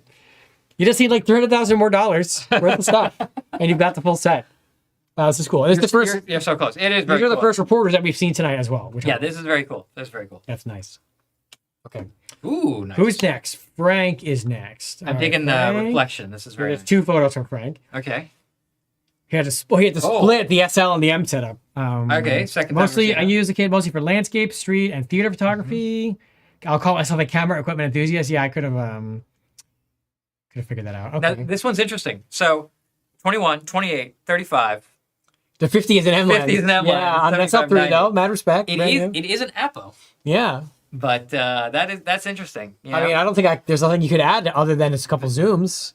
And a 50. And a 50, he probably has one. No, he says my 50 Apo SL is currently being serviced. So Oh, he has okay, one of those, okay. yes. okay. 50 Then, Apo you M know is- what? Then Yeah, he's got the full range You're of, fine, of you're Apple fine. SL Prime. You're And fine. what's the next one? 18 Super Almar, Oh, yeah. 21, 35, MIF 50 Knox. I was gonna say they're not in focal length order. all the 50s. Love the 18. We've talked.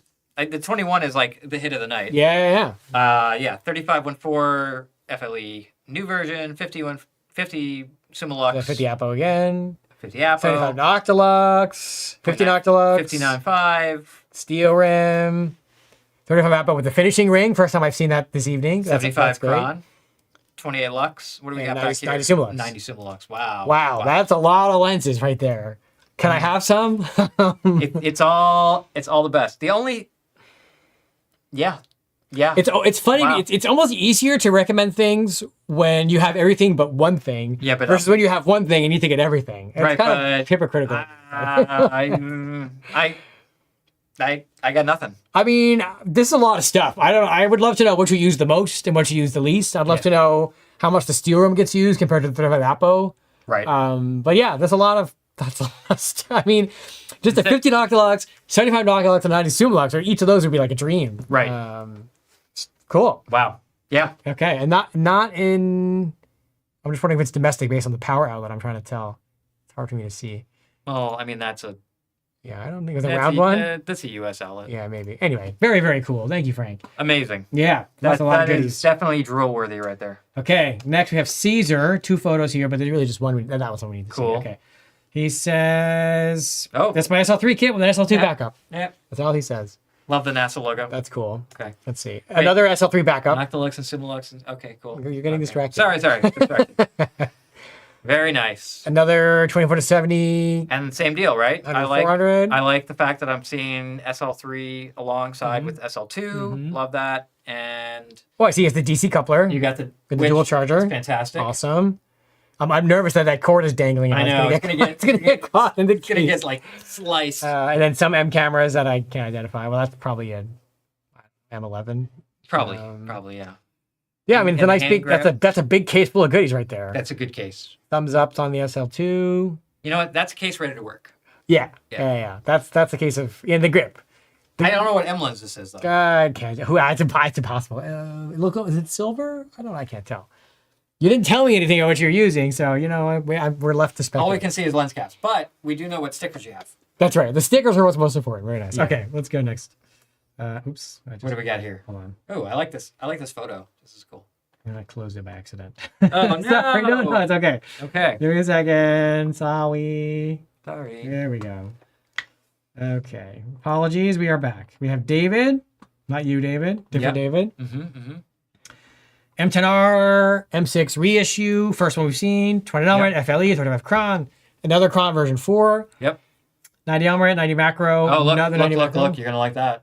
Who can tell me where that lens is from in the chat? I will give the chat 1 minute to tell me which special edition set that lens is from, and then I will answer it. He didn't mention it in here, but I know. Do. But there's another 90 macro. Oh, first of all, wait. Yep. OTEC caps. Yep. Nice. Yep. On the I see that. 35s. I'm gonna go up. Here we go. For Nelmrit. Macro adapter, Visiflex. What is that hood situation on the 50 over there? Or is it just a reflection? I can't tell. Maybe it's Oh, that's a version 4 Huh. with what hood on there? I don't know. That's very interesting. Yeah. Okay, looks cool. And the 90 Elmerate and the 90 I love macro. the 90 Elmerate. Is this the first one of those we've seen tonight? It is. Which just for you, dude. I know. That's one of my favorites. Did anybody guess where the FLE is from? Jose, did anyone guess? No, I'm looking at the chat. No? No, that's from the grip, the Rolf Sachs grip set, which came with a 35 Sumlux with the red lettering on it. Nice. There you go. There's an MP240 with like ping pong paddle leather. But that's a nice range. I mean, 28, 35, 50, 90, 290s. Well, I mean, you got a 90F. Yeah, no, good variety macro with the and 90s, yeah. And 235s? I see that right? Yeah, 35 Con and 35 Lux. And then the Lux Special Edition, yeah. And we got a 28, 50. I think you just need a 50 Lux. Because you have a 35 Chrono Lux, I think you need to get a 50 Chrono Lux. I think a 50 Lux version 2, so you get some close focus, would be nice, yeah. That's a good suggestion. Yeah. Okay. All Very right, cool. moving on. Next. Is this the same? Eric. No, this is different. Nope, Okay. this is Eric, I think. Mac Studio? Let me just make sure this is Eric. Yes. The first Silport we've seen. Hey, see, I even brought one. So it has some love. Eric said, I fully switched to M lenses last year from mirrorless for another manufacturer. I'm loving my smaller kit. It's changed my entire approach to photography. I'm slower, yet more deliberate and intentional. And Silver 2 ties the whole package together so he can print from all his different cameras. Nice. I see a 50 Summicron dual range. See if I can zoom in. I see a 28 Summicron. I see 50 Lux. 35 Lux version 2. No, that's version 1. Right? Oh, no, version 2. Sorry, you're right. I'm not looking at it right. We got a 28, Overworth bags. 28F2 version 1. Yeah. Good variety of old and new. Yeah, it's kind of a mix. Yeah, you've got 250s. And you've got the dual range for classic look. Yeah, and well, then, do you have is that an M11 there? Yes. Okay, good. Because the M11 works really well with the dual range. You can use it complete, it's full compatibility, which is the first time we've seen that on a This is a new dot cover. A few people have done that. Why are you doing that? Why are you doing that? Don't buy Leica and hide it from the world. Okay? Come on. Look, you didn't hide it on your SL2 or your Sofort. You got the red Sofort. First of all, you're not allowed to cover your Leica dot and then buy the red Sofort. And with a red strap. Unacceptable. Red strap. You're all hypocrites. That's it. We're done. I like the Leica vacuum thermos bottle. Yeah, those are cool. And also, what I like too is you put the monitor in the background with some of your photos. That's Very a nice cool. little Yeah. Nice touch. there. Yeah. Nice touch. Yeah, this is a nice setup. I mean, it's a good mix of vintage. I'd probably get one more vintage lens just to What'd you get?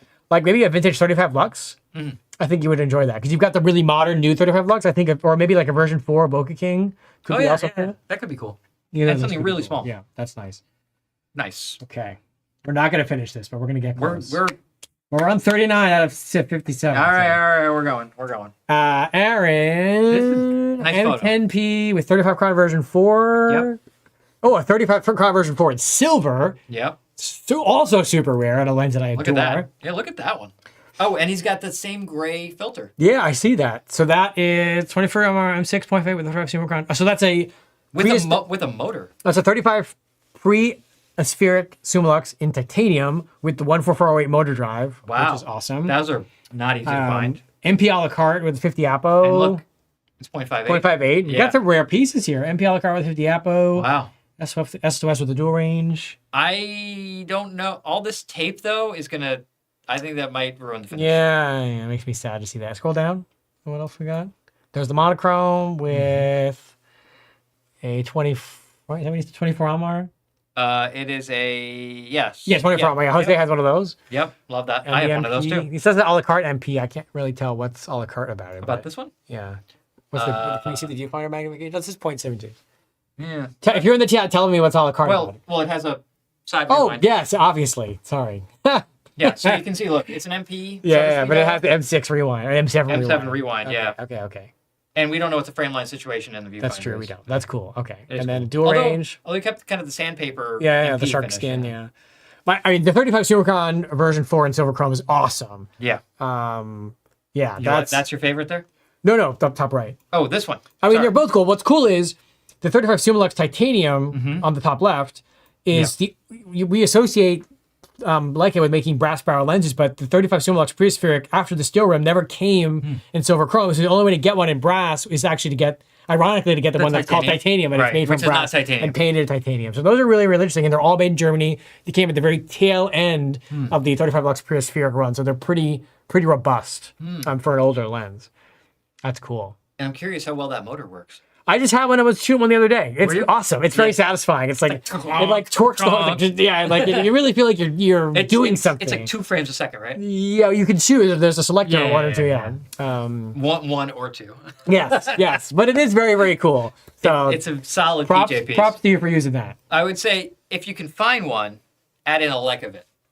Yeah, for a silver Leica bit for your MP would look really, really. That would be like, well, you're right. A silver Leica bit for this MP. I love that feeling of like. Oh, it's very satisfying. Yeah, I love that Leica vid feel. And if you need it for self-defense, you can like pop someone. We're not encouraging violence here, so it's okay. We're not choosing violence. Next photo, please. Well, then we're gonna have the other stuff. Okay, but we have a lot to go. We got another dual range. I've seen more of this tape. Public service announcement. Don't put tape on your stuff because when you take it off, it's going to take the finish off too, or leave a really gunky mess. Yeah. That you don't want to be dealing with Gugon and stuff because it's not going to be good for your finish. So this, not so good. Yeah. Just because even if you put gaff tape on there that's designed to not be super permanent, that's in a short period of time. If you put gaff tape on and leave it for years, it's going to leave a nasty residue. Josh knows all about this. I'm not a fan. Not a fan. All right, let's go next. Next we have Lewis. Like a minimalist kit, that's true. One film, one digital. M3 with the rigid. Yep. And that's a version 2 rigid. And M10M with 35 Sumeron. That was another clean M3. And look, under 1 million serial number. Yeah, but very late, sir. Very late. Yes. Yeah. And then a Canto repaint 35 Sumeron, which is awesome. And considering adding some modern lenses, I mean, you've got an M10 monochrome, which is a modern high performance camera. So I'd probably get a modern 35 Summilux. Oh, you said that, FLE. Okay, yeah. Thank you. There you go. Because I think performance-wise, the 50 Cron rigid shoots newer than it is. Yeah. But the 35 Sumeron is pretty vintage. You would get more out for your money by getting a modern 35 to complement your Sumeron, I think. Yeah. That's very cool. Okay. Or even a modern 35 Cron. A moderner? More modern? Yeah, more modern. Okay. Oh, what's next? That's a nice photo. Nice. This is my travel kit. This is Chris. She mostly street in black and white. Enjoy having a variety of lenses. In love with the 21 Lux and the matte black. Oh, the matte black 28 Cron. First time we've seen that. And then 35 Apo. I see that. Let me okay, we got a little zoom action here. Okay, so we got 21 Lux, 50 Apo. 35 Apo. 35 Apo. 50 Apo. Another 90 macro. Yes! I'm loving all this 90 macro attention here. And then the matte black 28 Super Cron. Now, I'm curious about the 21 Lux because it doesn't really fit the aesthetic of all the other lenses.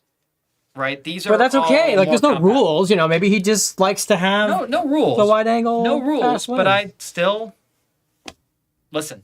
21 Super Elmar. I'm just saying. If you want to keep it lighter and everything kind of in that compact size, it also would allow you to share filters because I see you are using color filters for black and white. It would allow you to share filters with your 28, which is convenient. Yeah, I mean, this is And then you'd only have 2 filter sizes. Yeah, 28, 35, 50, 21, 28, 30, 50, 90. But which monochromes are these? Wait. M11 monochrome. Is that not a monochrome? No. No. That's a P. M10P. Yeah, M10P and M10 monochrome. M10 monochrome and then an M6 reissue up top. Oh, wait. Yeah, you can see the button. Yeah. Oh, they both have buttons. They're M11P. M11P. M11. It's so funny because you think we would be able to recognize it instantly, but the reality is they all start to look the same after a while. Yeah, they do. So I'm okay with that. I like the struggle. Okay. I like the color in black and white. Yeah. This is nice. And is that the M6 reissue? It is. Yeah. Yeah. Nice. So this is good. This is actually the current lineup of M cameras. Yeah, I don't really have much to complain about. Maybe get a 21.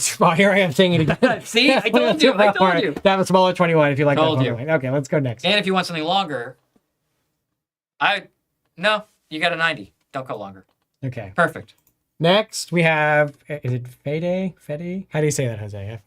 You're better with names than I am. Fede. I want to get it right. I'm sorry. That's it. Fede. Yeah. Fede. That's Fede? from Federico, I'm guessing. Okay. Sorry, I'm doing my best. My first kit pick of both digital and film M cameras. Having digital M has helped me a lot with rangefinder focusing. I'm planning on getting a 35 for my digital M. Okay. Right, because we got some vintage. We got a 50 Very Cron, vintage. 50 Cron version 3, That is and a 35 Cimarron with goggles. That is as vintage as it gets. I mean, this is cool. It is cool, but if you want to take advantage, this is an M10, the dot. If you want to take another aftermarket logo, by the way. I see that. Yeah. If you want to take full advantage of the high performance modern, I think you're going to need to maybe get at least one modern lens. What did he say? I'm just looking at the chat here. Okay. 50 Cron dual range, yeah. I'm loving that dual range. Yeah, I mean, I think one modern lens and you'd be Kinda good. round it out. Yeah, and you'd feel like it would like freshen everything up for you without having to spend a bunch of money and get a bunch of new stuff. Yeah, maybe 50 lux, like a modern 50 Suma like lux, that. and it doesn't even have to be. I wouldn't even say the new version. I'd say the original 50 Suma lux, aspheric, Right. because there's some good value there, and you wouldn't have any problem using it on your film camera. Let's see how many more we can get through. I like that. Next we have Valen, who says SL SL2 QP, first QP M10R. SL601. I'm highly into capturing everyday life as well as portrait and fashion photography. So here he went SL2 and kept his 601 as a backup. Nice, and I'm loving that we're seeing a QP for the first time on this show. Well, it's tonight. also the first 601 we've seen. That is true. First QP, first 601. We have an M10R, SL2. I don't know what lens that is. A Zeiss lens. This is a Zeiss Biogon All right, get yourself one Leica lens and then something. Well, and this is a Sigma. and that one is a. which is also- fine. I mean, obviously, it's all good. But I think maybe I think if we've learned anything from tonight so far, it's that the FLE version 1 Yeah, is perfect for everyone. it is. It is. It's just perfect for everyone. It's perfect for Let's keep going. We're number 44 at 57. We're not going to finish. first M5 of the night. Wow. Germund. Love Yep. to see that. My I wife. like the photo, by the way. Okay, I have to read this. Very out. nice photo. This says, my wife says I used to look at her the way I look at my M10D. Okay. And the lovely Bauhaus Design M5, an industrial masterpiece so undervalued, the one and only 50 Lux FLE, Yep. and that 35 Super Lux, and not to forget the great Super Elmar hiding in the background. Yes. Shot with my SL2 and another 50 Lux. I have a black one as well. Instagram is Philanthrophoto. Oh, this is our first silver FLE. Yes, it is. Nice. FLE And our first M10D, I think. and definitely our first M5. A lot of firsts in this photo. Here. Not the first 21 Super Elmar. We've been talking about for we're blue in the face, so no. Wow. But see, these are the exact lenses we were just talking about from the Yeah. last one, which is these original versions of the 35 and 50 Similux aspheric are awesome. Yeah, and I don't know, they've just held up so well. Yeah. Despite having replacements. Exactly. I barely use the newer versions because I just grab one of these most of the time. They're just so good. Right. Nice. Okay. What's next? Hold on. What? Do you think that the M5 is a Bauhaus masterpiece? I mean, I do. Uh-huh. I mean, I've seen like 2 M5s for the last 15 years come through my hands. So. They are so, yeah, they're rare. They're such an odd, member out where it's instantly recognizable in the Leica pantheon. Like, it's crazy. I think it's cool. Yeah. They're We unique. talked about it more in our our analog. Oh, yeah, we have our analog M episode. We talked about the M5. Okay. Next, we have Brian.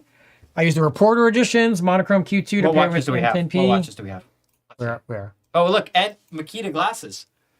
Oh my goodness, he's all out. I mean, it looks like a 5513 and maybe a 626. Ooh, what do we have? I don't know the Daytona reference numbers as well as I should. Wow. But I think we got An old Daytona. Those are for you, Josh. Definitely get them. That's for you, right? But it looks like a modern bracelet on that Daytona, if that's what that is. We're getting distracted. I see we have a 35 chronospheric with the 12504 shade. Oh, I see. That's got to be a Yeah, but I'm. Hold on. Just What? before you go on to that. What? So look at this old Submariner, Yeah, and it's got the. the NATO. Yeah, but it's like the Connery Bond NATO. Well, he's And I this think. person's clearly cooler than us. Yeah, but I wonder if that's the same vintage as the Connery. Well, if you're in the chat, Submariner. Brian, you let us know. That I don't know anything about pens, but that's a cool watch, and that beautiful. white dial. Or, it's a black dial. Whatever, black dial with the white insert things. Very cool. All right, Let's talk about cameras, please. So All right, M10. and this plant. Okay, get out of here. Get out of here. We got a Q2 Monaco reporter, M10P Nice. reporter, another black paint MP, and another black paint MP.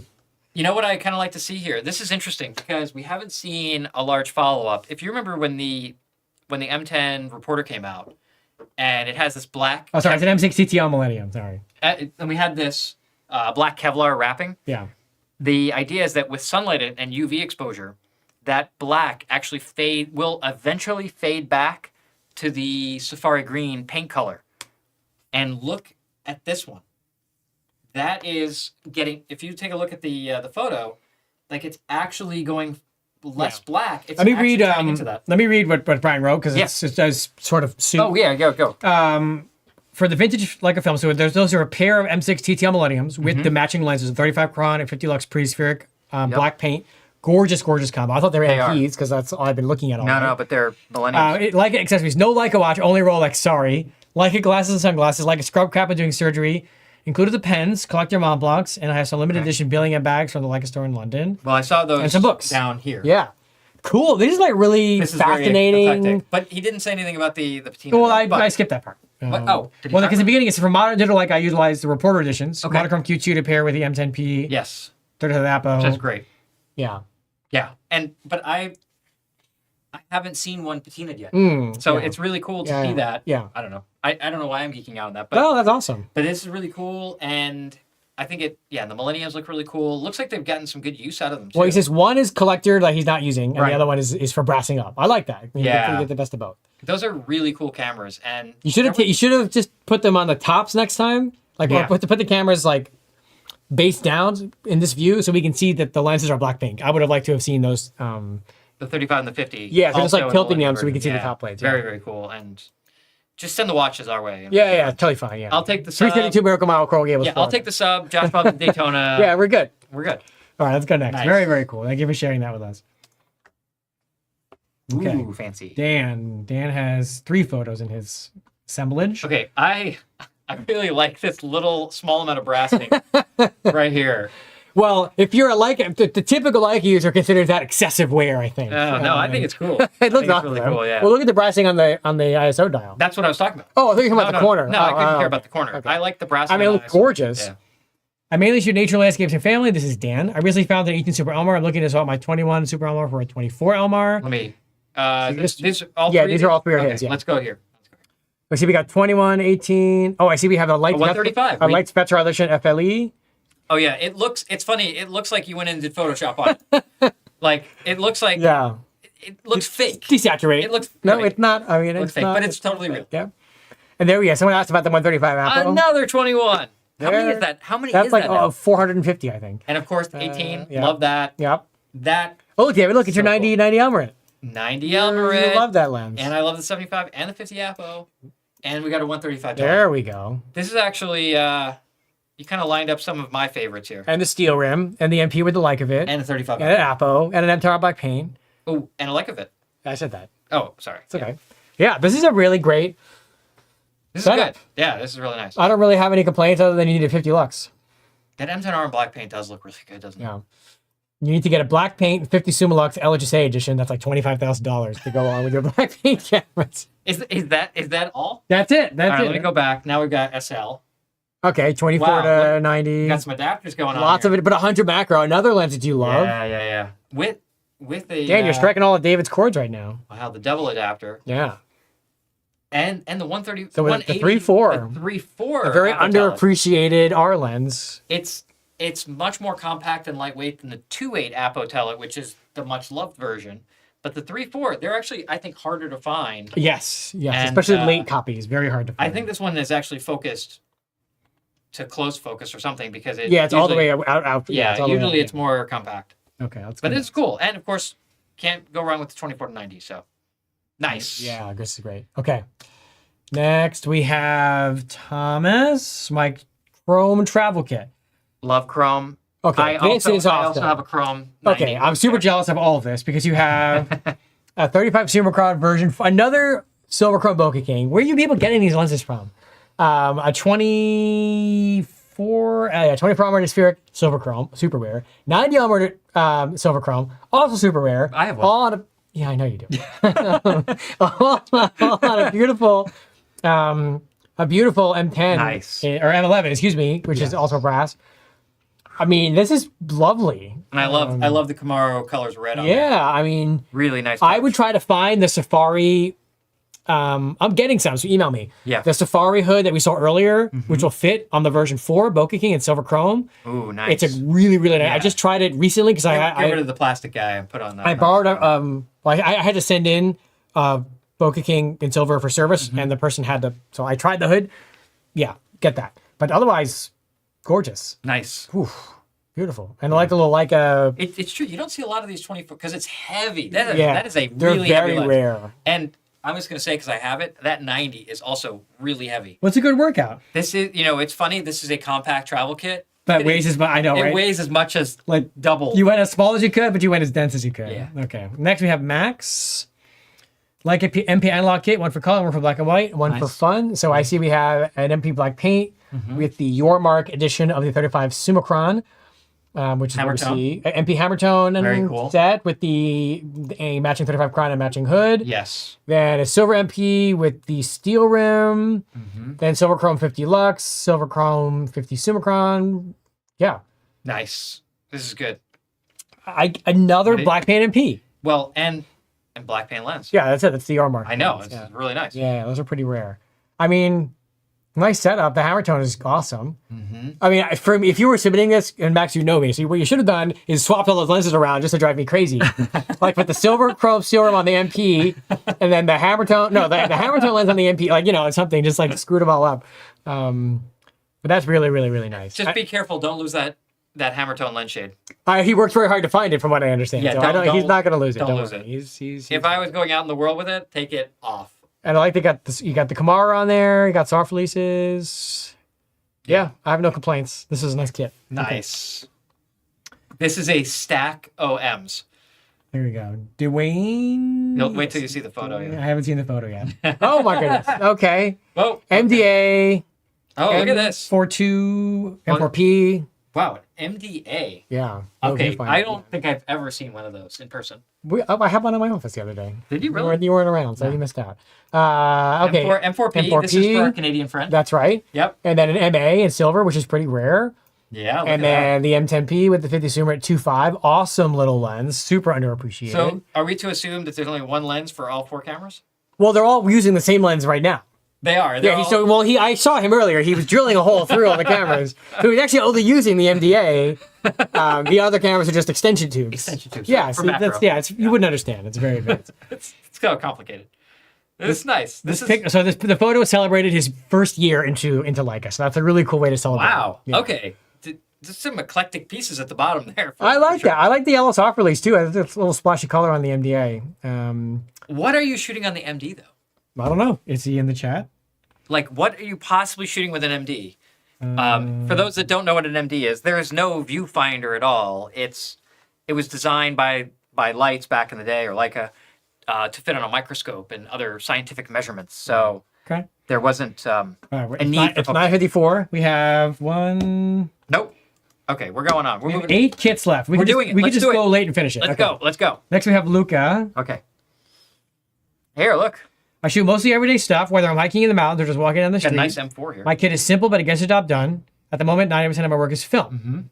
Color is a lab, black and white, develop and scan at home. Oh, nice. A lot of it for day drive. That's a really nice M4. M4 with the steel rim. I'm loving all these steel rims. Yep, look at that. Very nice M4. Very clean. Like, Another really. FLE version 1, awesome. With another Camaro black paint, awesome. Yep. This is great. And an M10. M10. Not a lot of M10s I've seen. That's nice. Yeah. Listen, solid. 235. This is a great combo. I was gonna say 235s. Yeah. Maybe try it at 50. Get a 50. I Or, think or you'd like- now get a 75 Apo. Yeah. Yeah. Yeah, but the M4 is not gonna have frames for that, is it? So, it's called guessing, bro. Okay. Okay. James is next. My old vintage architectural kit and also a macro 90. Another 90 macro. Okay, what do we got? Some, It's driving me a little crazy because some of these shades are I on know. crooked. This but- is also very low resolution. Okay, so 90 macro. So 90 macro and silver. That's the first version of the 90 macro. Super rare. 75. 75 Simmerit and 2.4? Yes, because Yeah. it has the close focus. well, you can tell by the hood also. Looks like a 21 Super Angulon R lens. Interesting. Yeah, 50 Con version 5. Well, maybe that's from his architecture kit. I Yeah. mean, I would make a recommendation to the R lens versus the M lens, it's not even in the same league. I would just listen. Just get with everybody else. Get a 21 Super Elmar. But We're just gonna have a card that says that, or a slide that comes up. Get a 21 Super Elmar. You've heard it here first. All right, Operators are standing by. Let's keep going. We're getting there. Rohit is next. Okay. Get some artful composition here. Mainly into street, family, and portraits. In the market for a Tham bar and a Deluxe 8 or a Q3. I guess we didn't even talk about the fact that Leica announced a new camera like 2 weeks ago. Wait, what? The Deluxe 8 came out. I know. But we're gonna do a show on it when it's official, so everybody just there. relax. Okay. Sorry. It was, So what do we got? We've got, I'll start at the left to right. 24 Lux, 24 awesome. Lux. 35 Apo, awesome. Yep. 50 Apo, awesome. Yep. 50 Noctilux. 50.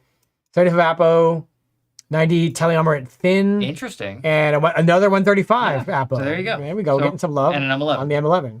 Okay. This is a great setup. And you have the VISO as well. Yep. You need to upgrade your strap. People, why are you using the stock strap is designed for one thing and one thing only, to stay in the box unused forever until you trade it. And you use a aftermarket strap, like an Arch mono strap, okay? Yeah, there you go. I'm just saying. Or a Peak Design leash. Or that. I like Peak or Design both. leash, yeah. But yeah, this Depends is if you're going classic. we've seen a couple of 24 Luxes tonight, which is nice to see. This is the first 90 Teleomerate we've seen. It is. Yeah. This one is cool. A little bit unique. Yeah, those are great. This is a nice kit. I don't really have anything to add here. You need a second body to use all your lenses on. Exactly. Well, I'll get a Q3. Oh. Okay. Zoom out. What's next? There we go. All right, we're getting to the end. We have 5, 2, 3, 4, 5. Keep 5 going. left. Let's Victor go. is next. We're doing it. I'm sorry if you submitted too late, but it happens. Okay, some lenses are over 20 years ago when I first got into Leica. The rest came over the past 5 years when I got back into it with the TL2, I see which that. led to an SL601, which led to an SL2S. I see that. And last November, he decided to get back into film and bought a TLR, which is not, I guess, not in the photo. No, but we got a Leica Flex SL there. A very interesting variety. A lot of R lenses in here, some TL lenses. Yeah, look at 250 f4. Yeah, this is very eclectic. This one I can't read. Yeah, it looks like a 180. But it's pretty old. That's a pretty old serial number. Yeah. Okay, so I guess vintage is your thing. I mean, the thing is, Super Angulon. the SL2S is probably the best platform for these vintage R lenses. Right, because it's not as demanding in terms of resolution, Yeah. the image stabilization, the live view. And also, a lot of these lenses. lenses are very slow in aperture, so that are low light performance. Yeah. Yeah, this is a brilliant combination if you want to have some fun. I mean, you should probably get like a 50 Apo SL. You like that one? Yeah, the old 90. Oh, Yeah, my look at that one. That's, yeah. Get something modern, and just humor me, will you please? What is this one here? Oh, this is, well, What? no, not The modern. 50 Chron R? Yeah. No. Yeah, Okay. that's just, okay. Keep going. We got 4 left. All right, we're really getting Eric. it done. Eric is next. Ooh, look at this. Nice photos. Yeah. I'm into most types of popular photography. I can go from a natural light rangefinder style to a studio. Okay. The urgent challenge for me is the option for TTL with powerful flashes. Yeah, Pro Photos has some support for the SL system. Yeah. I don't know what those lenses are. I guess like Voigtlanders. Yeah, I was like, that's a weird looking There's an original 601. Another one of those. These are pretty. Oh yeah. There's an that's M11. nice. Yeah, very nice. There's a few photos from him. There's 3. Oh, let me go. Okay. Sweet little flash thingy. What is that? It must be Leica. It says Leica on it. Must be. And there's one more, I think. More of your lighting stuff. Interesting. Not much. I don't know much about it, but it looks really cool. Yeah, it does look cool. Okay, I like seeing the original 601 as well. That's a Wait, great. is this thing actually like fold into an old school reflector? I think it's like a modern flash that's supposed to look like an old school one. I think that's pretty sweet. The I'm gonna old Google black that. bulb ones. I'm All gonna right, Google that later. moving on. We got 3 left. Brandon is next. We got another Safari. I'm an enthusiast who primarily enjoys travel and landscape and documenting family. I have gone overboard. I'm looking to thin out my kit. Don't do that. I've spent too many hours to count enjoying your talks and witty banter. Ooh. No, that's not witty. Our banter is Subpar. Yeah. Okay, we got SL2S Reporter, SL3, Well, TL2, I definitely seen it from Q2, monochrome. What do we got here? Is this a M10 monochrome? M10 monochrome, And an M10P. M10P, some R And lenses, some Q2, SL lenses. TL2. Yeah, I mean, you could probably Maybe the TL2. you could streamline a lot of this stuff. Get rid of the TL2, get rid of the Q2, get a Q3, keep the SL2S as your backup, keep the for SL3. sure. Yeah. Look, and there's your 50 Lux SL. Oh, there we go. 90 Apo. What is this? Trielmar. Oh, Trielmar. Yeah, It's actually nice. really nice. That's the first one we've seen. And we talked about it. 50 Apo. I'd probably trade 90 the Apo. M10 monochrome and M11 or an M10P into an M11P because that's going to do really well. Yeah. But otherwise, like, Well, the thing is, also an M11P is going to match really nicely with the SL3 yeah. and Q3. So, Yeah. And 100, 400 again. But I like and the a S&P 1635. Yeah. So that's interesting. Okay, and the other thing is we got 1635, 50, and 100, 400. You need a 28 Apple SL. I was going to say a 24 to 90. No? No? Maybe. Because why do you need 28 when you have a 28? Yeah, that's true. Maybe a 24 to 90. Because right, if you like the 50 lux handling, you'll like 24 to 90 handling. Exactly. Okay. Okay, here we go. Next. 2 left. Doing it. Anthony Hands. That is a very Anthony patinate Hands. bag. Sorry, I missed the names. This is my daily carry. Sure. And professional commercial photographer in a medium-sized town, so I shoot everything. Nice. M7, 35 lux, and 50 cron. First M7 of the night, I think. I think it is. And that's also the first 1174 pre-FLE. Uh-huh. Far from the first version 5, which is cool. Yeah, we've seen a lot of version 550s. I'm loving the M7, the only film camera from Leica that funny. has aperture So priority. Only film M camera. I use this exact setup on my M7 with that exact. Did you really? That exact 35, that exact 50. That's awesome. With an M7, with a black M7. So this brings me back. That's right. Great setup. M7s, they're awesome. He actually has a question on the chat. Okay. Yes. If I plan on shooting film only and want a compact 75 or 90, which would you recommend? Zoomer it, I I would say. I wouldn't get the macro listen, because you can't take advantage of the macro. I'm gonna say Oh, you're going to say 90 Elmer, aren't you? yes. Keep it period correct because the third lens in this kit that I had for my M7 was a 90 Elmerit, Okay. and it's so good that I still have it to this day. Okay. I think with film, you definitely a 2.8 is going to get you where you want to be, and I think a Sumerit, maybe it's a little too modern. Let's keep it with 90 Elmerit. That's my suggestion. For 75 also Sumerit or Apple Summicron? I would just jump to 90. I wouldn't even I don't know if you need a 75 and a 90 with this kit. Okay. But if you're going 75, my favorite is a 75 Apo Summicron. Yep. And the last one, I know we got some submissions after, but I'm sorry you missed the cutoff. So the last one for tonight is Paul. Mostly street urban landscapes. Thinking of trading in the M2 and the M3 plus my version 3 Cron and Elmar for a new 35 Summicron. Wow. Okay. So we've what do we have got here. M2, M3, Yep. an old 35, a bunch of old stuff. Another M6. Version 3, a lot of film bodies. M10. M10. Yeah, I mean, you could modernize your setup for sure. I mean, the older lenses still have value. So I'm you trying to could see what lenses we it's a have here. version 350 Cron. Okay. And and that's we a have 20 Elmer spheric. and another 50 Cron version 5. Okay. Yeah, I mean. Yeah, you don't need a 3 and a 5, and then an old Another 50. 50 Elmar. Well, but it's cool. It's collapsible. Yeah, I wouldn't get rid of that. That's a fun lens. That's a fun lens. But Yeah. you don't need both this one and. Yeah, get rid of everything that I see on this table and get an M11 with a 50 Apo. You're heartless. That's what I would do. You're heartless. Oh my goodness. Where's the fun in that? Well, Come it's on. after 10, so we should we've gone through all 57 that that- we got before 8. Look, I'm hitting. That's it. So if you got it after 8, I'm sorry.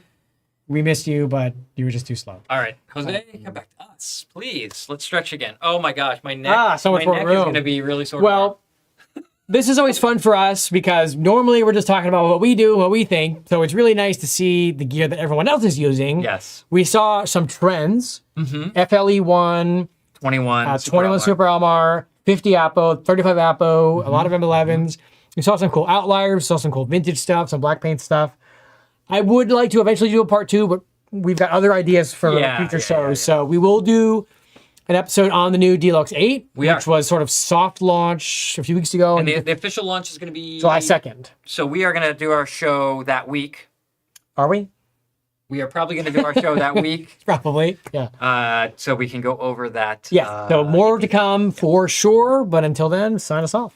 Well, and listen, everyone's been asking for a compact camera episode, so there you go. There you go. You're There's going your to sort of get it. You kind sort of. of kind of getting it. get it. But before we do that, I just want to make sure that you guys looking at the chat that we didn't miss any comments. Yes, it does resolve. Sorry, I see a comment. David, does the 90 Elmerit resolve well on an M11? Yes. Yes, it does. Yeah. But not quite as good as a 90 macro Elmar. No, not even close to as good. It's about feel. It's about emotion. Okay. Can you sign us off, please? Anything else, Jose, that we didn't miss? Okay. Real quick. Nope. No? We Really? did it. Just like comments and stuff, but I mean, We did it. We did it. All right. Woo. We got through 57 kits in Wow. 2 hours and 5 minutes. Oh my gosh, that was a lot. All right, That was good. Okay, well, I hope you guys found this fun, entertaining, witty and bantery, I guess. Maybe. And maybe in a couple years we'll do another one of these. There we You know, go. it'll be great. 2 years from now, yeah. I didn't see any 240s. What's So that? a couple of 240s. Yeah, there were a couple. Jose is hurt. I know, Jose's hurt. He wants more 240s. He wants more Sorry, 240s. Jose. Never enough 240s for Jose. Anyway, So maybe in another couple of years we'll do another one of these. That's you right. know, when everything changes. But yeah, I think it was nice to see, and I think it also demonstrates the longevity in a lot of these products, where we're seeing, for instance, we saw first versions of things, we saw some new versions, and a lot of people had new and old, and Lux and Cron, and I think there was certainly a theme there that I noticed, and it's good because these are just like different, brushes in the toolbox, right? So yeah, we cool. they all do different things. All right. So hopefully you found it fun, enjoyable. Please leave your comments below after we sign off, because we'll do our best to get to those, and at least we do read them. So if you liked it, let us know. Want to give us a thumbs up, you know how that helps. If you are not already subscribed, do so now. Subscribe to Red Dot Forum YouTube channel. Make sure to click the notification bell so you know when we post new content. You can also check out reddotforum.com for the latest Leica news, reviews, tech articles, more. Do check out our in our bag so you can see what we're shooting with. And we have information on that. And we'll be back next month Sometime next month. with some DLX 8 stuff. So yeah, that'll be exciting. Make sure to tune in. Again, be sure to subscribe, and we will see you in the next one. Good night, everybody. Thank you. Good night, guys.